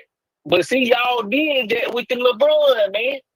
Most of y'all, I mean, from a basketball standpoint, the Jokic stuff is pretty, and he's very skilled. But you got people saying stuff now like Shaq was just too physical and dominant. He just turned around and dunked on people. Right. And they holding that against him. I don't know if they didn't watch the games or what, but you do what you great at. That's what you're supposed to do. Right. Another thing I want to touch on, if you don't mind, this Toby Brian. Now, you know, I'm an AI guy. I'm a run guy. What the people say, but I'm a basketball guy first. Right. I believe that. When Kobe got hurt, and he's in 2015. That was Steph MVP year, right? I believe so. When who got hurt? When Kobe got hurt, that game Kobe he got hurt against the Warriors. I'm not sure. I can't remember who got MVP that season, but yeah, he did, and he got hurt against the Warriors. Yeah, for sure. I believe that was Steph's MVP year. In that game, you couldn't tell who was the MVP. And Okay. this is Kobe we talking about now.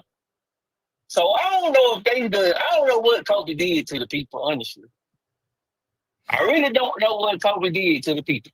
But this guy, it's getting out of hand. I don't know. It's getting out of hand now. Well, I mean, I talked about it kind of this morning.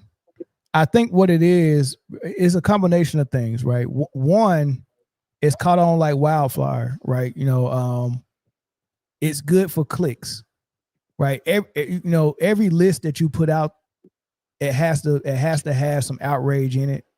And right now, Kobe is the hot name to click rage or clickbait about.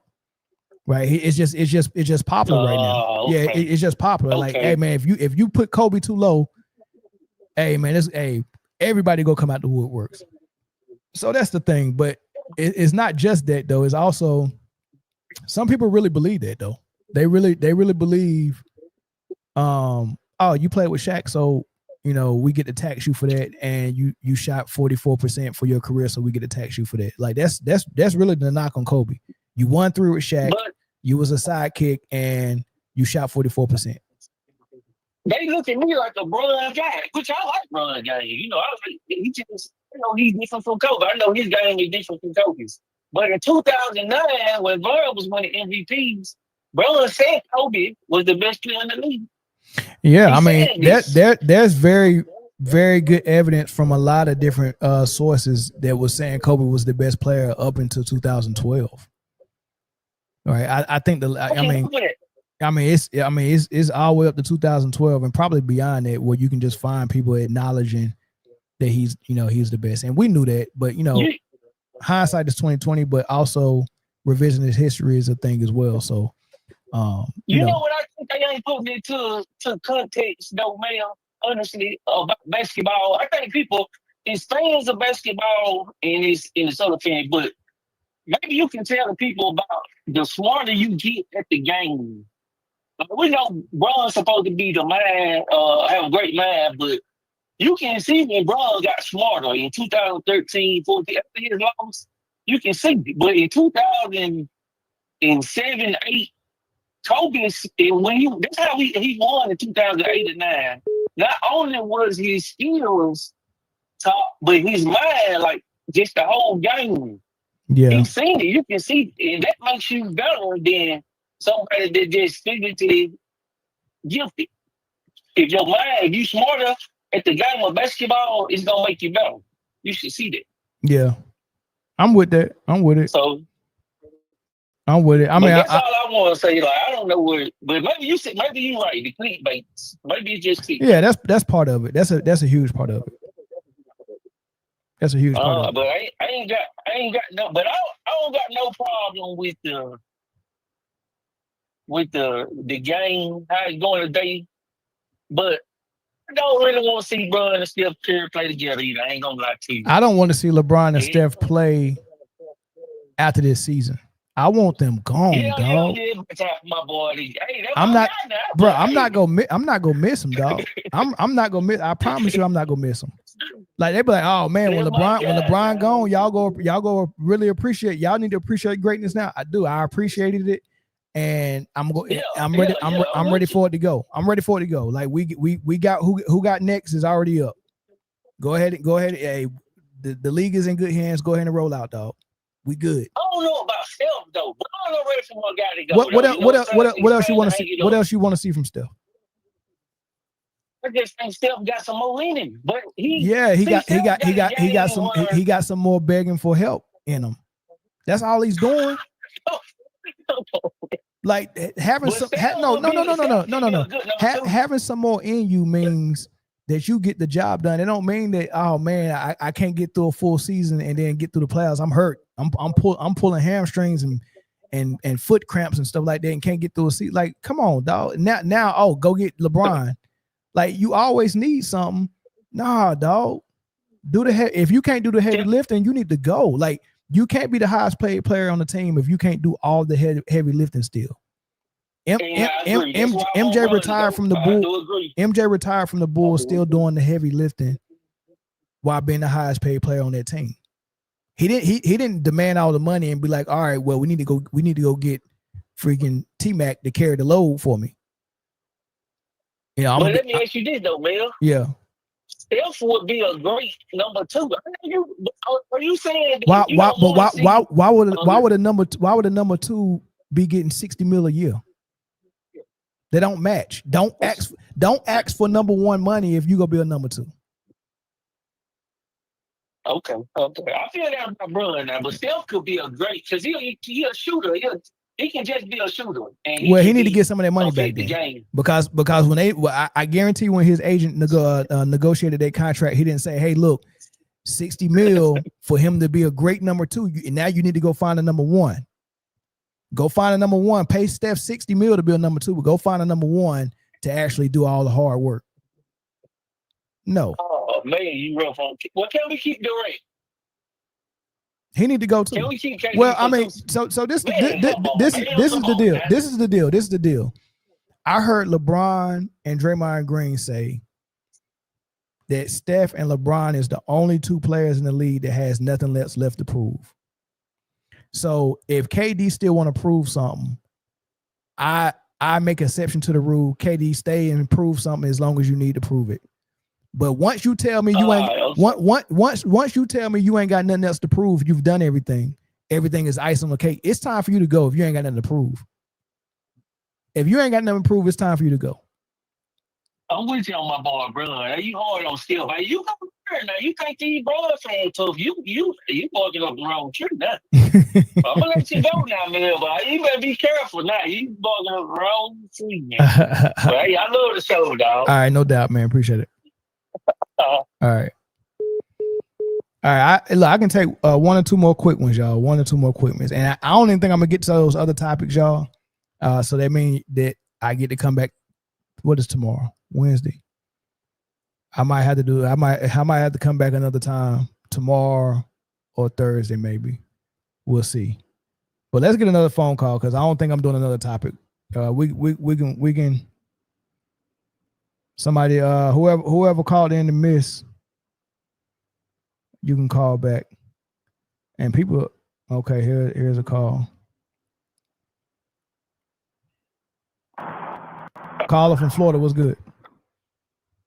What's good, my boy? What's good, man? What's your thoughts? Listen, man, I'm gonna be honest with you, man. I feel like you're doing a good job, right? There's a lot of you guys on YouTube is doing a good job, but I feel like, bro, you guys gonna waste your time though until Steph and Lobaco retired. It's gonna be the same BS over and over. They're gonna keep discredit everybody else and try to put Steph and LBJ like they're the greatest ever. We watched Steph come into the league. Dude, they didn't even want to give him a contract, right? He played with Katie. Everybody know Katie was the best player in the team, right? Katie got injured, came back in game 5 when he tore his Achilles, whatever. Saved them, scored like 11 points in 9 minutes. The Golden State need all those 11 points, Katie, because that game 5, when they won that game 5, they only won the game by 4 points, right? So they need all Katie 11 points to even make it to a game 6. Clay went down at the end of game 6 of the fourth quarter. Steph had a chance to force a game 7. Choked. They didn't do it. Choke against Cav in game back-to-back game 3. Got locked up by Kevin Love for a game winner. Come on now. 2011. Mavs. LeBron. Full fourth quarter, bro. 6 points. Come on, like knock it off, man. We watch the game. Like, please stop telling people what we already know. Those guys are getting paid, but let them be, son. Don't waste your time. That's what's gonna happen. It's gonna be like that for the rest until them boys gone. That's what's gonna happen. That's why I'm ready. I'm ready for them to go, man. Because we can transition into some real basketball once all that stuff is. It's almost like Caitlin Clark, man. Like once the Fever got put out the first round of the playoffs last year, the playoffs was so quiet without those toxic fans, that toxic fan base of Caitlin Clark. It was so much quiet. It was just basketball. Wasn't no racism. It was just clear. And that's what it is for that's what it is for Steph and LeBron, man. The fan base and the media that is around them.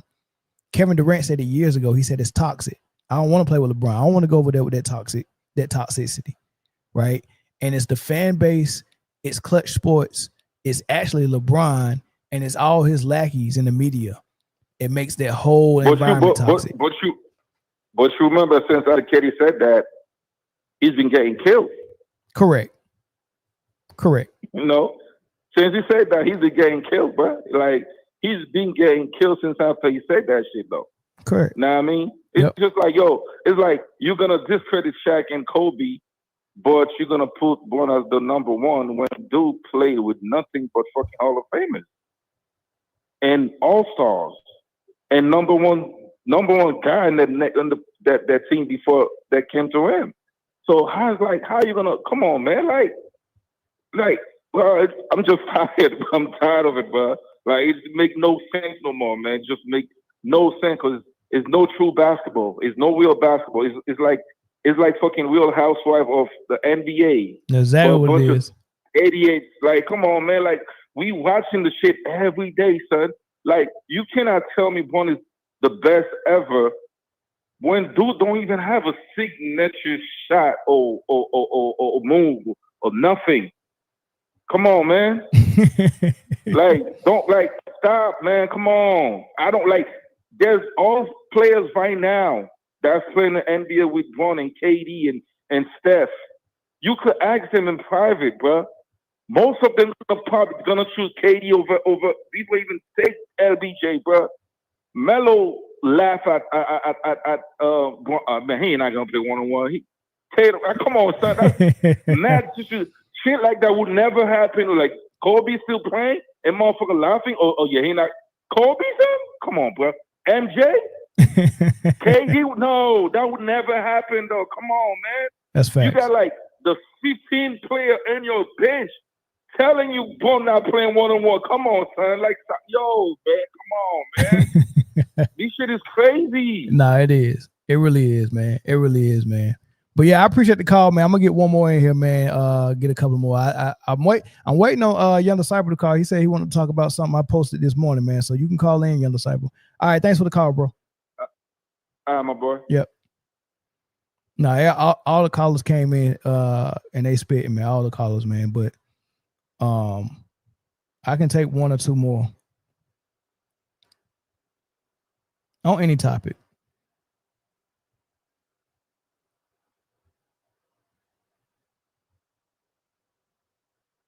Man, people get offended by you saying the honest stuff about Steph, man. Can't be real about it, man. Y'all, how about this? Y'all do this.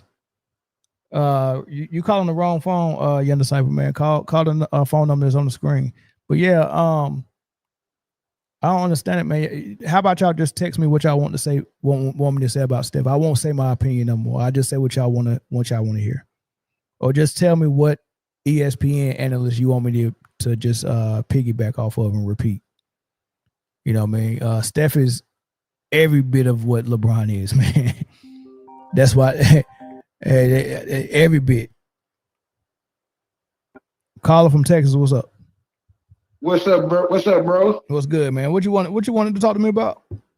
Man, I want to talk to you about that CBS list, but that's too much. That's too much off topic. Nah, I can pull it up right now. The CBS list. I did a show this morning about CBS giving their top 25 players of the 21st century, and they had Jokic at number 4. That was like one of the hugest surprises. You know, LeBron being at 1 was a surprise as well. And what Shaq and Kobe is at was very surprising. No D Wade, no Melo. I think D Wade was number 11. I don't know where they got. I think they left Melo off the list completely. And I probably would have Melo in the top 10. Right. So Giannis and Jokic is diabolical right now for the 21st century. But yeah, what was your thoughts? Yeah, Jokic, I would.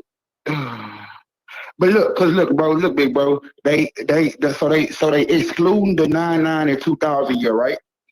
Yeah, that's what they said. Okay, so if they exclude 99 and 2000, that means they saying Shaq had 3 rings with no MVPs, 2 Finals MVPs, and bro, that's what I'm saying, bro. I think it's more on the accolade side, big bro. Like I don't think it is. Because if you put Shaq, because Shaq got drafted 9-4. If you put Shaq 9-4 into 2000, I don't think the list will be the same. You get what I'm saying? That's the same for thing. Just 1 year, you think 1 year puts Jokic over Shaq? No, not 1 year. I'm saying, Shaq got drafted in 9-4. Am I right? Yeah, that sounds about right.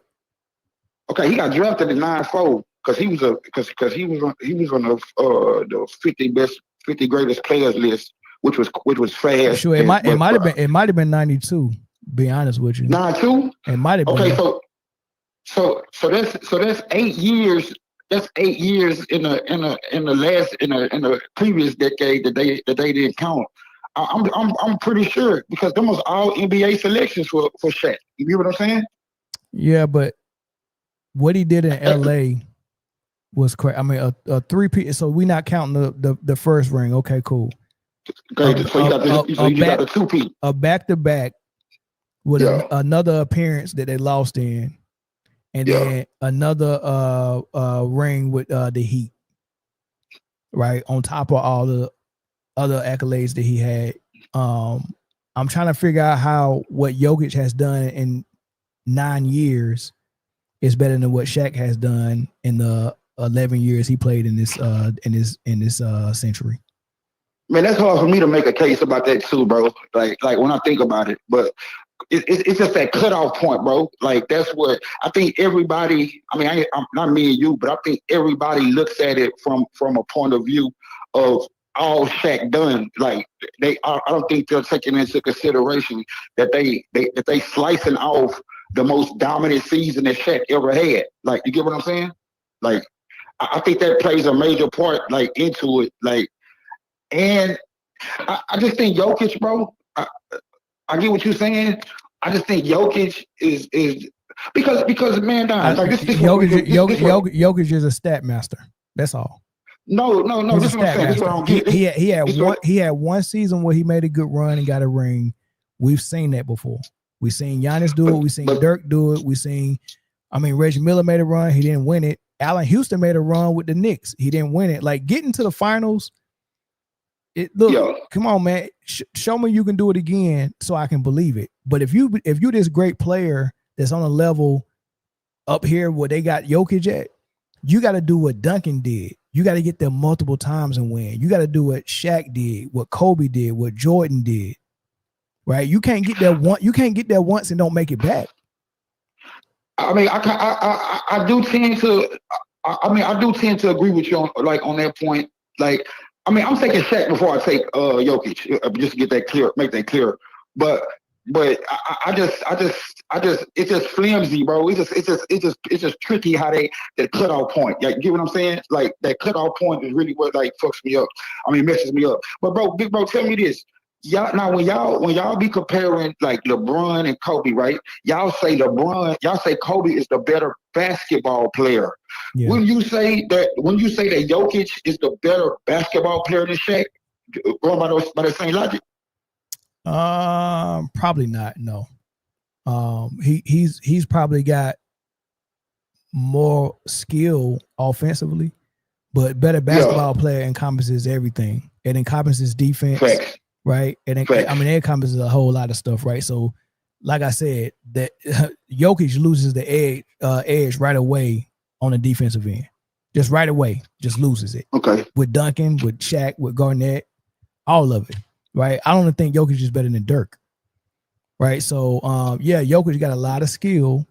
He got touch around the rim. He can pass the heck out of the ball. He can shoot the pill really good.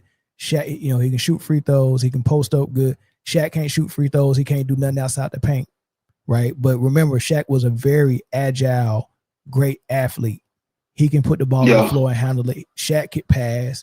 Shaq had great footwork. Shaq was unbelievable, right? When he got to LA and Phil was like, look, man, you go be down here in this post and you go do damage. Shaq had way more ability than that. Right. So we just think we think of Shaq, the last thing we saw about Shaq, but Shaq had a lot of ability. Right. So if Jokic played defense as good as Hakeem, and then had that offensive package in the post, then yeah, I would put Jokic over Shaq because I put Hakeem over Shaq. But Hakeem was better than Shaq on defense and had the offensive package. So I can't put Jokic over Shaq just for having the offensive package. Just I just can't. I can't do it. Okay. Now answer me this, bro. When these lists are coming about and when these people are voting or what they going off of, I be hearing you when you say like it's not a set like a set criteria, which I don't understand why you why you say that whenever there's multiple people like voting on something, bro. It's gonna be multiple different criteria, and what I'm saying is that don't you think when people are voting on these lists or whatever, don't you think that they're going off like resume? I think everybody's going off something different. Yeah, bro, because bro, that's why when you say that's why I be so like keen on when you be saying the eye test is important. And to me, yeah, I just don't get like why you would want things in the hands of people with eyes that you don't trust. Like everybody's eyes don't see the same thing, man. What you value, I might not value. You see what I'm saying? Well, I mean, that's true. And for people who are blind to real basketball, that are in positions to make lists like this and talk about them on huge platforms like Fox Sports or ESPN or CBS Sports. I feel bad for the fans, man, because they gotta listen to Nick Wright talk about basketball and give an opinion and sway opinions to the masses. Like, it's young people that's watching Nick Wright that think that that's how you're supposed to analyze basketball. Yeah, but man, I think you get him too much credit, bro. Like I'm just being 100 with you. My nigga, ain't one day, bro, that I go by, nigga, I listen to Nick Wright or Chris Moussaud or any of them dudes, bro. NBA Today, like like I'm saying, you get them, you think that the world like follow them, bro. But what was the world following before them? It's hard to believe that there's not a lot of people following what they say when they have the same talking points. Nick Wright? Yes. You think Nick Wright that important to the basketball community, bro? For some people, yeah. I mean, because this is the type of people we got surrounding the sport, right? If your opinion and I'm not talking about you, but just somebody in general, if someone's opinion is LeBron is the greatest of all time, and Nick Wright has that same opinion, they will watch Nick Wright and listen to him spew out his talking points, and they'll use those talking points in debates with other people who disagree. Right, that's how it is. Everybody clicks up and okay, I'm watching who like the people that I like. I'm watching them, and even though they saying some dumb shit right now, I'm gonna go with it. But don't you think that happened on both sides of the trail, bro? Yes. That's what I'm saying. Like that's what I'm saying. Like so you basically saying, bro, we're not never gonna get rid of those that's easy misled. Like, but at the same time, I don't think those that's easy misled really have like a voice like in the basketball community, bro. Yeah, but they do though, because there is many of them. That's easy misled. Yeah, of course. Or that's misleading people. Which one? Both. So, but bro, what I'm saying is that, bro, we're not gonna ever get rid of that though, big bro. bro, basketball discourse, bro, it just is what it is. When I be telling you, bro, when I be saying stuff like, it's not that I be trying to get you to get off of LeBron, because bro, I don't really care. Like it don't make me, bro. LeBron been being criticized versus he's 15. So to me, nigga, he know what he got himself into. Look, that it is what it is. But when you look at basketball discourse, bro, it all. I'm saying the climate that we in right now. It came about, bro, by being hypercritical of LeBron. Like, bro, when forever we've been hearing Michael Jordan, 6 championships, 6 finals MVPs, 5 regular season MVPs. Bro, that's the standard to a lot of people. Because everything that LeBron accomplished along the way, it got knocked down, bro, by people saying Jordan did this or Jordan did that, Jordan did this and Jordan did that. So now when I really want y'all to understand this, bro. Now when it's time for other players, if y'all was that way about LeBron, bro, how do y'all want us to accept rings when you wasn't the main guy? Everything that y'all said, everything that was said about LeBron, man down Mill, what I'm saying is that people are now putting Kobe through that same ringer, bro. Okay. You see, I'm just being 100 with you. People are putting them through that same ringer, and if previously it was said that LeBron didn't measure up because of such and such or such and such or such and such, now they taxing Kobe the same way, bro. I'm just being real with you, bro. I think that's your opinion. I don't know if I see that. I don't think they taxing Kobe the same way. I don't mean the exact same way. Are they putting him through the same ringer? That's fine if they do that. You know they are, Mel. Yeah, but you know they are, though, bro. But you're supposed to do that, though. Okay, so when people, I'm asking you this question: when the same things that y'all put LeBron through, right? I'm saying when we put Kobe through those same tests, like I'm saying, how do you think that Kobe comes out? Yeah, well, when you get what I'm saying, when you put Kobe through that ring, and it's fine because you're supposed and thank you for asking this question. You're supposed to put all the players through the same exact ringer. You're not supposed to have a ringer for one player and don't use it for everybody. But here's the difference. I agree. Here's the difference. When you put Kobe through that ringer and you scrutinize everything he did, the rag comes out clean. When you put LeBron through that ringer, it come out with shit in it. How does Kobe rag come out clean? Because once you put him through the ringer and you start scrutinize everything, you still fall on the foundation of how good he was as a basketball player, how he did it on both ends, how he didn't team hop, how he didn't do super, like all of this stuff. He comes out of the ringer good. Everything we criticize LeBron for, team hopping, manipulating clutch sports to do certain things, manipulating the media. That ain't basketball, though, Mel. That ain't basketball, okay, bro. But let's talk about basketball, but you said that other stuff don't matter to us. You said the same ringer that LeBron goes through. I'm just talking about basketball. Oh, just basketball. Okay. The ringer that I use is I don't care about that shit. Offense, defense, team success, right? Heart, all of that stuff, running from that I'll put you through that same ringer. And when Kobe comes out, I see the defense is staying packed, the offense, the scoring stays. But with LeBron, it's something different. He still got holes in his games. So yeah, the rag is too much shit on that rag to come out white. But yeah, bro, you talking about, but that's what I'm saying, bro. That's what a disconnect is, bro. You're gonna always have a problem, bro. Because everybody, when I say the ring, I'm talking about the media, the 6 for 6. That he didn't do this, he didn't do that. Yeah, he has to do, but bro. Even if LeBron got to do that, Kobe got to do the same thing. But Kobe did do it. Everyone has already said he fell short of MJ. Even Kobe said that. Kobe said, "I'll never say I'm better than MJ. He's taught me too much." Bro, we're not talking about that. That's personal as far as Kobe. I get what Kobe's saying. I'm saying just a regular test that we put. You're comparing LeBron and Kobe to a standard that's the highest standard we've seen in the NBA.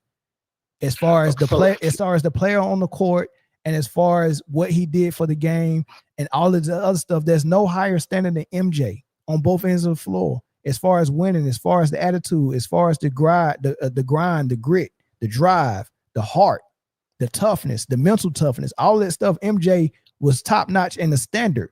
So when you put Kobe against that, when you put Kobe against that, he doesn't quite reach MJ, but he's close. But when you put LeBron against that, he's under both of them. So yes, we are putting Kobe through the same ringer. We're comparing him to the standard that we think is the highest standard.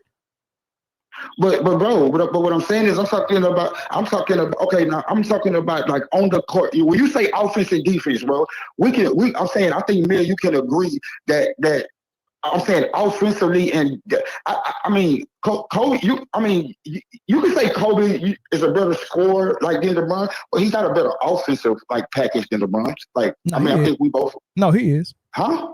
He definitely is. 100%. I don't think it's close. But bro, if I score more than you and I assist more than you, how can you be a better offensive player than me? That's not on the court. That's on paper. No, that's on the court. No, that's on paper. On the court. That's on paper. Male. So LeBron's not a better playmaker than Kobe? That's on paper. That's on paper. On the court. That's on paper. No, I'm asking you on the court. On the court, you think it's debatable? No, playmaking, bro. It's debatable. That's what I'm saying. That's what I'm saying, bro. If you tell me that like Kobe and scoring and LeBron and scoring is debatable, okay, I might give you that. But that's not debatable. Kobe's just hands down, head and shoulders above LeBron as a scorer, and that's the name of the game. The name of the game ain't playmaking. The name of the game is scoring. I score more than you though.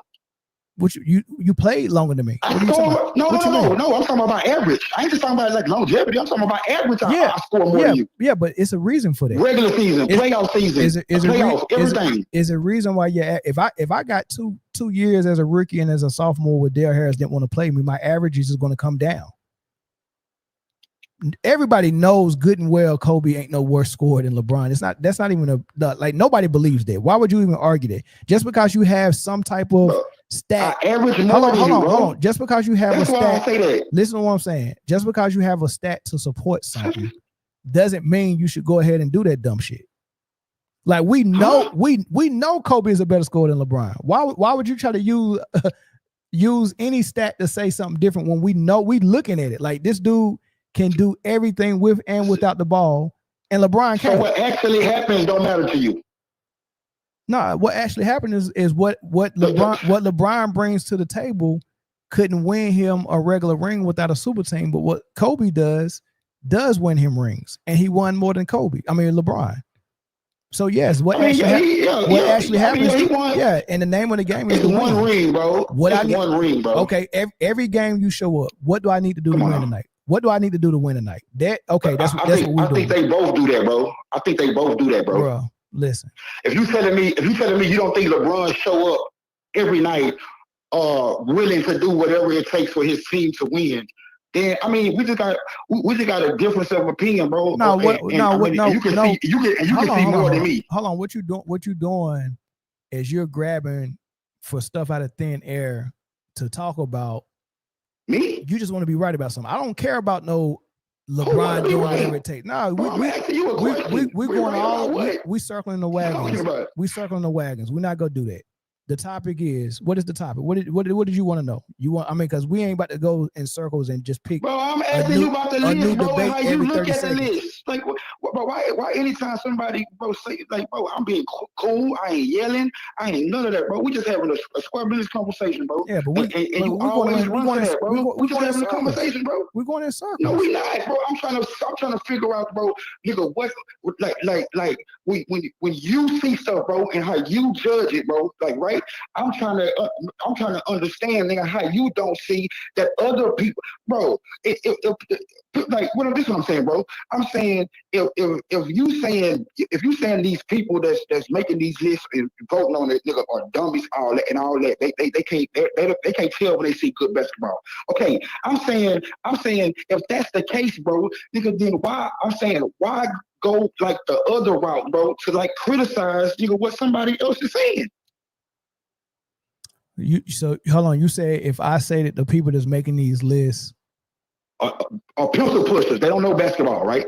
Well, so this is what I said on that episode that you're referring to this morning. I said the number one thing about making a list when you work for a platform like ESPN, Bleacher Report, House of Highlights, CBS Sports, whatever the case may be, you can't just throw a list out there that makes 100% sense because it's not going to get talked about. When you look at it and be like, oh yeah, we already knew that them was the names, then it's not going to get talked about, right? We are in the era of rage bait, clickbait, and engagement and clicks and all of that stuff. Like that is important. So when they make these lists, number one thing is it has to be something that is going to start conversation. And the best way to start conversation is to put someone too high to cause outrage and put someone too low to cause outrage. They chose Kobe and Jokic. And they told you so in the beginning of the article, right? They told you in the beginning of the article what they wanted you to pay attention to. No, that ain't it right there. Hold on, let me pull it up. Here we go right here. They told you in the article what they wanted you to pay attention to. Ranking the top 25 NBA players of the 21st century from LeBron and Russ. And here it is. Kobe misses the top 5 and Jokic is over Shaq. They telling you what they want you to pay attention to. This is what we want y'all to get mad about and talk about. That was the whole purpose of the list, was to create controversy. That's it. So the number one thing, the only reason for the list. The number one thing that I said is that's the goal. Create conversation and controversy. All right. The number two thing I said is that these people that are making these lists are not basketball people. So I said both. I said both things. When you say basketball people, you just saying they never played basketball or they don't know basketball? Well, I'm saying they don't know what they're looking at. Like there's no way you can come out here and tell me that. I mean, like in the article, the dude said Jokic has more impact than Shaq, and I'm like, how if the impact is winning 3 rings, how can winning 1 ring be more impact? Yeah, bro, because I think impact, like I'm saying, because bro, impact on the basketball court, bro, stretches farther than if you win or not, bro. It don't. Impact on your team. No, it don't. Bro. No, it don't. It doesn't. So you saying Barkley never had impact then? Karl Malone never had impact then? More impact. Stockton never had impact then? More impact, or the most impact, is the highest impact you can have, which is winning it. There's nothing that can go higher than winning the ring as far as impact, right? I mean, like if you're tutoring a person in math, and I'm tutoring a person in math, and we want to measure impact on the next test, it's going to be the final score on that test, right? It's not going to be something less than that. It's got to be the ultimate goal, which is to pass the exam. Okay, we both passed. You got to be your tutor got a B. My tutor got a A. Who had more impact on? Like they both came from an F. One went to an A. One went to the B. Who had more impact on the person that was tutoring? I get what you're saying. All right, so I just think it's more nuanced than that, bro. How can one? It's not more nuanced. How can 1 ring be more impactful than 3 rings? So if that's the case, then Scottie Pippen is more impactful than Joe. No, I'm asking a question. How can 1 ring be more impactful? I get what you're saying. Than 2 I understand rings? what you're saying. From your point of view, I get what you're saying. So I'm saying, so you would also have to say that Scottie Pippen nigga is more impactful than Joker. I don't compare number 2s to number 1s. Bam. There you go, right there. So if you don't compare number 2s to number 1, so who would be number 1 on this list to you? Kobe would definitely be number 1. He was the best player. Okay. So if Kobe would be number 1 to you, which is bananas to me. So So we saying that he got 2 rings then. You can say that. Because the first 2, he was a number 2, right? Yeah, you can say that. I wouldn't say he was a number 2. I say it was 1A, 1B. That's what Shaq said. But 1A, 1B mean, but 1A, 1B mean number 2, bro. Yeah, like, Shaq was the 1B. 1A is 1, 1B is 2. Okay, I'm just saying. Okay, so if you don't compare, nigga 2s to 1s, then how can Kobe be over LeBron when LeBron got 4 rings as a number 1? He don't have 4 rings as a number 1. Which rings that he got that he wasn't the number 1? The bubble ring was AD was the number 1. No, he wasn't, bro. And the 2 rings in Miami, Wade was the number 1. How was Wade the number 1? LeBron winning MVP and Finals MVP. He got one ring in Cleveland when he was number 1. Bro, let's speak. Let's speak. Come on, bro. Like, how can you be the number 1 man down there if we're on the same team and I'm winning MVPs, I'm winning Finals MVPs, I'm second in DPOY. How are you the number 1? We seen LeBron as a number 1 against Dallas when he was scoring 11 points in the game in the Finals.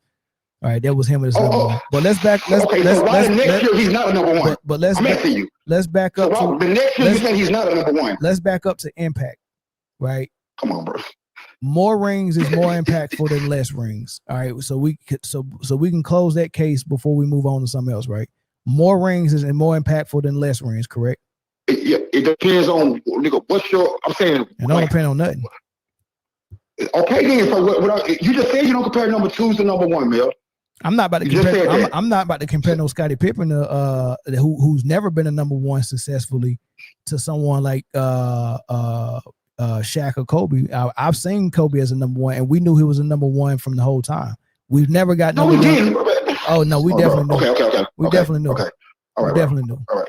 But I'm saying, bro. Okay, now let's talk about what the actual thing, because you like don't be disingenuous, bro. Like, you're being disingenuous by saying LeBron was a number 1 in 2011, but he wasn't a number 2 in 2012. Like, you just said, bro, about the youth and all that. So if we speaking, bro, let's speak facts. LeBron got 4 rings, bro, as a number 1. I disagree. But I'm saying, why would you disagree, bro? Is what I'm saying. I'm saying we both know. Okay, so why did Wade say he had to take a step back? That's so LeBron could be the number 1, bro. Like, give people credit, bro, for what they've done, bro. I disagree. And then you say 2020. You say AD was the. Let me ask you a question. LeBron was second in MVP, bro, and Finals MVP. Let me ask you a question. How is enough? Did Shaq take a step back to Kobe? Didn't he say in the 4th quarter it was all Kobe's? No, he didn't say that. Yeah, he did. Okay, I'll do a show on it tomorrow. He said it. He said every 4th quarter it was Kobe's. He said that was what they agreed to. But Big Bo, that's what they agreed to. We still saying that we know that Shaq was the number 1 option, bro. So he stepped back for Kobe to be the number 1 in the 4th quarter. Did Jordan never step back for Pippen to be the number 1? Never. Right. That's why I can call. That's why I can call Kobe. Well, hold on. That's why I can call Kobe. He wasn't no number 1, bro. He wasn't no number 1. When Shaq step aside every 4th quarter for you, you're number 1. Jordan never did that. Kobe didn't lead his team in scoring, bro, until year 7. When Shaq stepped back, we can't overlook that, big bro. And you can't overlook Dallas series when LeBron was number 1. You can't. Nigga, I don't. It's just like I don't overlook 04 when Kobe shot such a team out of the finals. They were trying to win the Finals MVP. I take all that into consideration. Yeah, I rather that happen than what happened in Dallas. What about what happened in 07 when he quit in Game 7? What about that? No, he quit. Like, that's what, and bro, when we talk about accolades, I'm saying, I'm asking you this last question. I'm gonna let you go because I gotta go get some money right quick. Hey, when me and you talk about accolades, bro, if we stack, now I'm saying without all the feelings, because you know me, bro, I wish everybody put their feelings in their pocket, bro, and just go with what happened. You know, when we put Kobe accolades and we run them down, and we put LeBron accolades and we run them down, like you Bro, I'm just saying, like you act like it's far fetched, like for somebody to look at what LeBron has done and look at what Kobe did and pick LeBron. Like, I like that's just the point, nigga. That I don't get. Like, I mean, it says who was the best player in the century, and that was Kobe, hands down. Yo, bro, but I'm cool, bro. I could come out with a show tomorrow, bro, and say Ray for Austin was the best player in the last 25. I mean, what does that the way I'm saying, bro? No pundits, bro, are gonna say that. Like basketball, but what about the basketball players that pick LeBron? I'm sorry, that's why we want to ask you too. What about the basketball players? Fuck the pundits. It's more basketball players that pick Kobe. No, bro. It is. No, don't let me run that list down to you again. Because I debunked that, bro. It's more basketball players that pick Kobe. Okay. Man, it's more quality basketball players. I'm gonna hold you to that. You say more what? It's more quality basketball players too. It go back. It's his peers, and it goes back to the people who laid the people that laid the foundation for him. Like, you know, Dominque, Mike, Magic, like these guys are all picking Kobe. Man, he don't pick Kobe, bro. Okay. But you say you're gonna lie tomorrow. Hey, bro, I'm gonna meet you there, bro, and I'm gonna have your list, and I'm gonna have my list, bro, and we're gonna see what you want. I'm not gonna have a list. I'm not gonna have a list. You can bring you. I'm not gonna have a list. You saying something? You can't stand. I don't know what you're saying, bro. You're saying there's more basketball players that say, bro, and I even do you one better. I won't even do the Kobe against LeBron.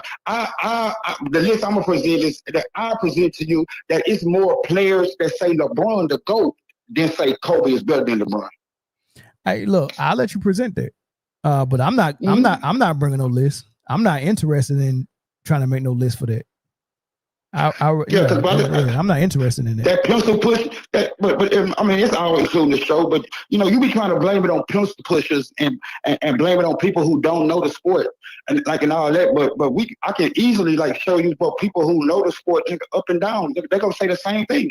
Like I'm just telling you, bro, that 5 rings, or we're gonna say 4, because they basing it off of the 25-year thing. 4 rings and 2 finals MVPs, bro, is not ever gonna weigh more than 4 rings and 4 finals MVPs. Not to mention the All NBAs, not to mention just the rest of the 2 times he finished second in DPOY. 5 rings is more than 4. And no, bro, and you keep saying 4 when it's really 3. That's what I'm saying, bro. You're not ever gonna make an accurate list, bro, because you don't never give the accurate amount of respect, nigga, to what's been accomplished, bro. Like I'm just being 100 with you. If you're gonna sit here on your show and take rings away from players, nigga, I'm saying, how are you you teaching your audience to do the same thing? I didn't take a ring away from nobody. That's what you're doing, bro. That is what you're doing. You saying he don't got 4 rings, he got 3. He do got 3. That's taking his accomplishment. Okay, well, cool. So what I'm saying is that all you're doing is you giving license to your audience and to other people to take rings away from other players, nigga, that they don't like. If they played in the bubble, take it. If they played in the AAU tournament, take the LeBron didn't ask for it to be a national pandemic, bro. Take it.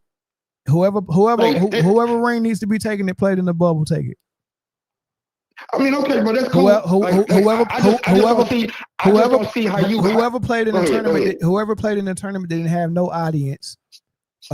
Who didn't have to travel, get on a plane and go city to city, who didn't have home court advantage, who had 4-month layoff in between the season and everybody was healthy, who a third of the people didn't even go into the bubble, and then they the best team like the Phoenix Suns, they didn't even put in the playoffs. They weren't the best team, bro. So whoever got a ring in there, take it. Take it. 3 rings. I mean, okay, that's cool, bro. I'm just saying, bro. You claim to be giving your audience knowledge, but all you doing, nigga, is teaching them how to, bro. Hey, bro, I was taught as a youngin', bro. You never discredit something you ain't never done. So that's my whole thing. You say you play basketball and you into basketball and you respect the grind and all that, bro. At the end of the day, bro, people was dying. Them niggas was in there hoping. like doing their job. Like so I don't even respect that. Like you I don't know where you was during that time or what you had going on in your life, but if they on the court and it's in between the lines, bro, that's what happened. You talking about home court advantage, bro. Who did that affect the most? I think it affected the number one team in the West that whole year. That's the Lakers. Who had players missing out their lineup? Avery Bradley, they best point of attack defender. So all them excuses, all of them, I just ain't never heard niggas like that worried about fans being in attendance or no travel. Like what do you care about? I'm saying, what do you care about? Like teams traveling? You're refilling my cup right now. The reason why I care about teams traveling is because. Why am I crying, bro? Why would I be crying? Nigga, LeBron won. This is why I care about people being in the stands, home court advantage, and teams traveling because all the other rings that we're comparing this ring to, they did that. Mm-hmm. They had home court advantage. They traveled. They played against teams that had a hostile environment in the crowd, right? So but that's how he run, don't it? Because he didn't get his own home court advantage that he fought so hard for. So wouldn't that not benefit LeBron or benefit other teams more than him? It makes it easier. That he didn't get the home court advantage he worked hard for. You never had to play in a hostile environment. That makes it easier that makes it easier than the guys who did. For every team, though, bro. It makes it easier for all teams. Listen to what I'm saying, y'all. I get what you're saying. No other team in history had to go through it. That's what I'm saying. I get that. Like, you're comparing the bubble ring to real rings. And the reason why it's different is because real rings had to go through that grind that they didn't have to go through. So anybody who won that bubble ring, I would be saying the same thing. It's not the same. So travel is a grind. Traveling is a grind. I mean, yes. Have you ever traveled? Bro, what? You ever got to travel? You travel? I travel all the time, bro. Okay, so have you got no grind, nigga? There ain't no grind? Traveling? Yes. And bro, especially how they travel, nah, bro, that ain't no grind, bro. Okay. Like, I was saying, come on, bro. Like, you acting like them niggas is checking in bags and they flight being delayed. Bro, let me ask you a question. Let me ask you a question. You're being disingenuous right now, bro. Let me ask you a question. Go ahead. You twist your knee real bad or your ankle real bad and it's swollen. To get that thing healed, they don't want you to get on no plane and travel. Have you ever seen a team have a player that's out? He's close to returning, but he don't travel with the team because he's rehabbing. That's because I do know that, bro. It's a setback. It's a setback to get on that plane and travel and go to that altitude. That's treatment you can be getting. So you got to play a game that hot right on the plane and you rolling, you losing sleep, all types of stuff, dog. It's a grind. It's different from it's different from walking to the gym, playing a game, and then walking back to your hotel room and smashing Rachel Nichols in the back. That's different. But bro, that's the time. That's what happened when you're in a pandemic, bro. It's different. So do you count any of the other championships that occurred that year? What other championships occurred that year? We're only talking about NBA. What? No, I'm saying, do you count the other? Do you count Brady, the Bucks win? Like, do you count? They have people in the stands. I'm saying, are you counting the other championships that was won that year? Brady played in the Super Bowl with no audience. Yeah, I didn't know that. All them playoffs, bro. You don't remember that? You don't remember that whole playoff run, bro? They wasn't having people. They wasn't having people in the stands. No, I mean, you know that, bro. It was a pandemic, bro. I'm saying we know. So that's what I'm saying, bro. So like that hostile environment. Even though when Brady won, it was in Tampa Bay, so it wouldn't have been a hostile. I'm just saying it wasn't. It was sparingly people in the stands. Like that's what I'm saying, bro. It seems like it's like y'all knocking LeBron for being mentally tough. Like, you sit up here, you be talking about all that mentally stuff. What's wrong with knocking LeBron? It's legit though. You act like LeBron. Legit, you act like LeBron can't be knocked. Like, you've defended everything that someone. You've defended everything someone has said about LeBron. What can we knock LeBron? No, I haven't. Nothing, bro. What can we knock him on? You can knock him, bro. You can knock him on. You want to knock him on. That's you. Yeah, but you defending everything. I'm just being Bro, what are we talking about, bro? I'm giving you. Okay, so you know what, Mill? Nah, I get you, bro. I understand you. Like, you want to be able to say anything you want to say, bro. No pushback, no nothing. Even when the shit don't make sense, like a person can ask you questions. Bro, hold on. You said no pushback. You've been on the phone for 40 minutes, big dog. 40. But hold on. Everything I say, you got a problem with me saying it. Like, dude, a problem with me saying it. I could have ended this phone call at 5 minutes, dog. Nobody else got 40 minutes. And you telling me I don't want no pushback, but I gave you 40 minutes. That's diabolical. That's diabolical. So big bro, tell me why you asking me like why defend it? Tell me like why you asking me that? I'm just pushing back, bro. All I can tell you is I just gave you 40 minutes and 56 seconds and count. Oh, all right, bro. Okay, bro. I appreciate it, my nigga. All right. Appreciate it, bro. Thank you. All right.